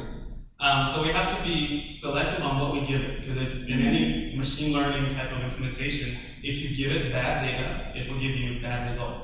So that's why I started here on only looking at known malicious actions. Now, another part of the system incorporates known goods, and then it does a cross-reference. That's what you'll have at home. So I started with Alexa, like the Alexa Top 1 Million, and I made an assumption. Many of these sites are possibly good. That's a bad assumption, because a lot of, I think the FBI found, this possibly a couple of years ago, I believe it's anyway, that some of the sites on the Alexa Top 1 Million were going to known vulnerable sites, but thankfully those are really, really small, and it does not actually express itself. And there's just a lot of porn sites that people go to at the very bottom. That's located in the Netherlands, but anyway, I don't know why, but that just shows itself in the data. But just cross-referencing what we know is good, and then removing it from the list here is that's the best I can find. But usually, we care whatever expresses itself the most, that is an indicator. So if it's a known good site, it's only one or two that's ever seen from so many indicators, it does not express itself, usually. And then your second question, so the first one was false positives. What was the second one? Good! How do we set the threshold? So the good thing is the threshold sets itself in the way I quoted it. So whenever we looked at the long answer, each header that we look at, I created multiple trees. And so each tree has a unique leaf. That unique leaf is able to represent itself. This is a specific name or something. Now, as we analyze the data, we start to add linkages connected to that same name. And that's how we create the cardinality. Now, that cardinality is divided by the total number of unique names that we have, and then that's how you get the relevance measure. Yeah, because at least that gives me an idea of what should I focus on, and that's what I thought made sense. I could have had the wrong thing, but hey, I have not slept in a couple of days. So, yes? How is it going to work at the top? IPv6. Oh, correct. That is true. However, every single IPv6, we're not just looking at IP addresses. So you're right. You have 10 to the 26 unique possible IP addresses, but that IP address is actually a really low indicator. I would not necessarily use an IP address as an indicator itself. You can use it for a signature to block, but I don't care about the IPv6. Now, what I do care about is if a domain is registered, every single domain must point to an IP address. So if I do have a known malicious domain, I don't look at the IP address, I look at who registered that domain. And those is where you'll find at least a greater pattern. But it's just various indicators that you have to look at and analyze. Did that answer? That's the best I can do so far. And we'll spend more time. Now, if you do have ideas, let me know. And we can collaborate. That's why it's open source. Open source, yes. Oh, almost done. Sorry, stop the class. Okay, I think I'll take this one and then we'll finish and then I'll just hang out if you have more. Yes. So, good. So you said, could a smarter application be followed by a smarter thief? So yeah, it's always a cat and mouse game. That is correct. And one of the things that we talk about, like my belief in computer security is, I don't care to stop the attackers, but what I do care is to raise the cost to attack your enterprise. So this helps to raise the cost. If I always have to have brand new name information, brand new credit card and funding to establish each domain, you're going to make it really difficult for me. And that's all we care about, just raising the cost so it does not impact you. They go to an easier target. Are we good? All right, again, thank you so much for your time. I appreciate it. If you have questions, let me know. Thank you.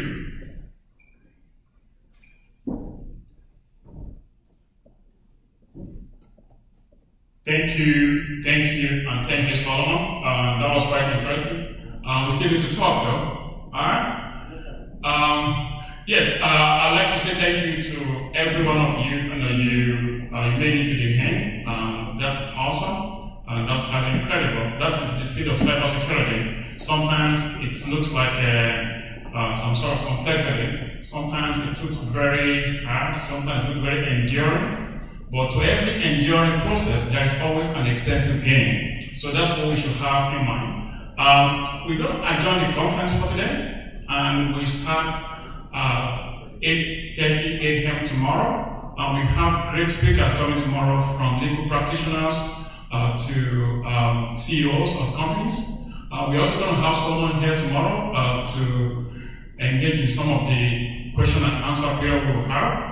We have executive coming tomorrow, and don't forget, at 6 p.m. tomorrow, we have our gala and award night at 6 p.m. to 9 p.m. for registered people. So should you require information on how to register, you can approach any of our team and they will set you straight. You also have a paper included in the bag you are holding, and the survey. Please do fill it out for us so we can better improve on this conference in the upcoming years. Thank you so much for your participation, and we hope to see you tomorrow.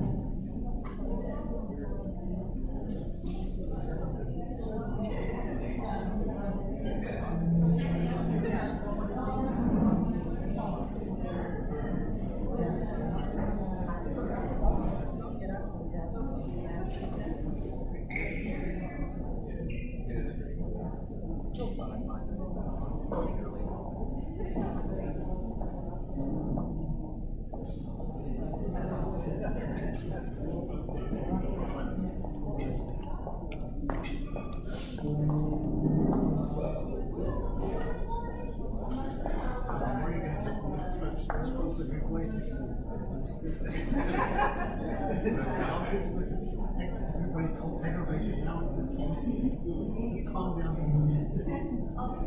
All right, guys. So I think tomorrow, I don't think you have to be here at 7 o'clock.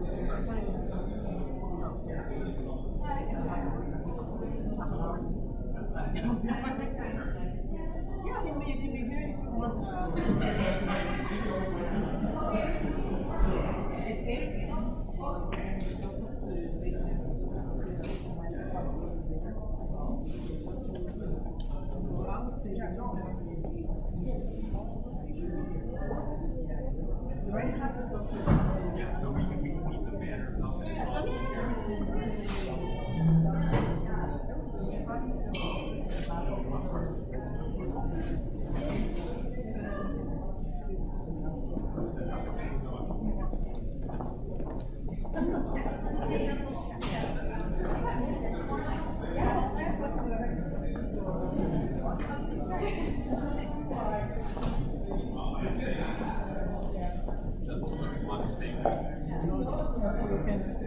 I think probably what we can do is just move this stuff and put them in a.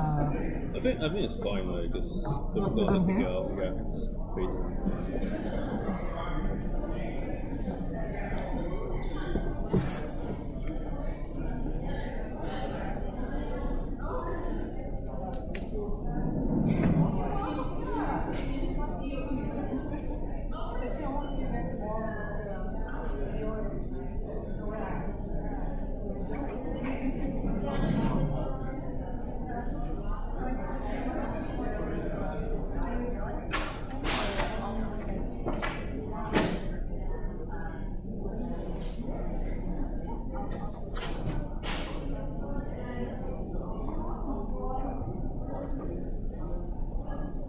Still live streaming?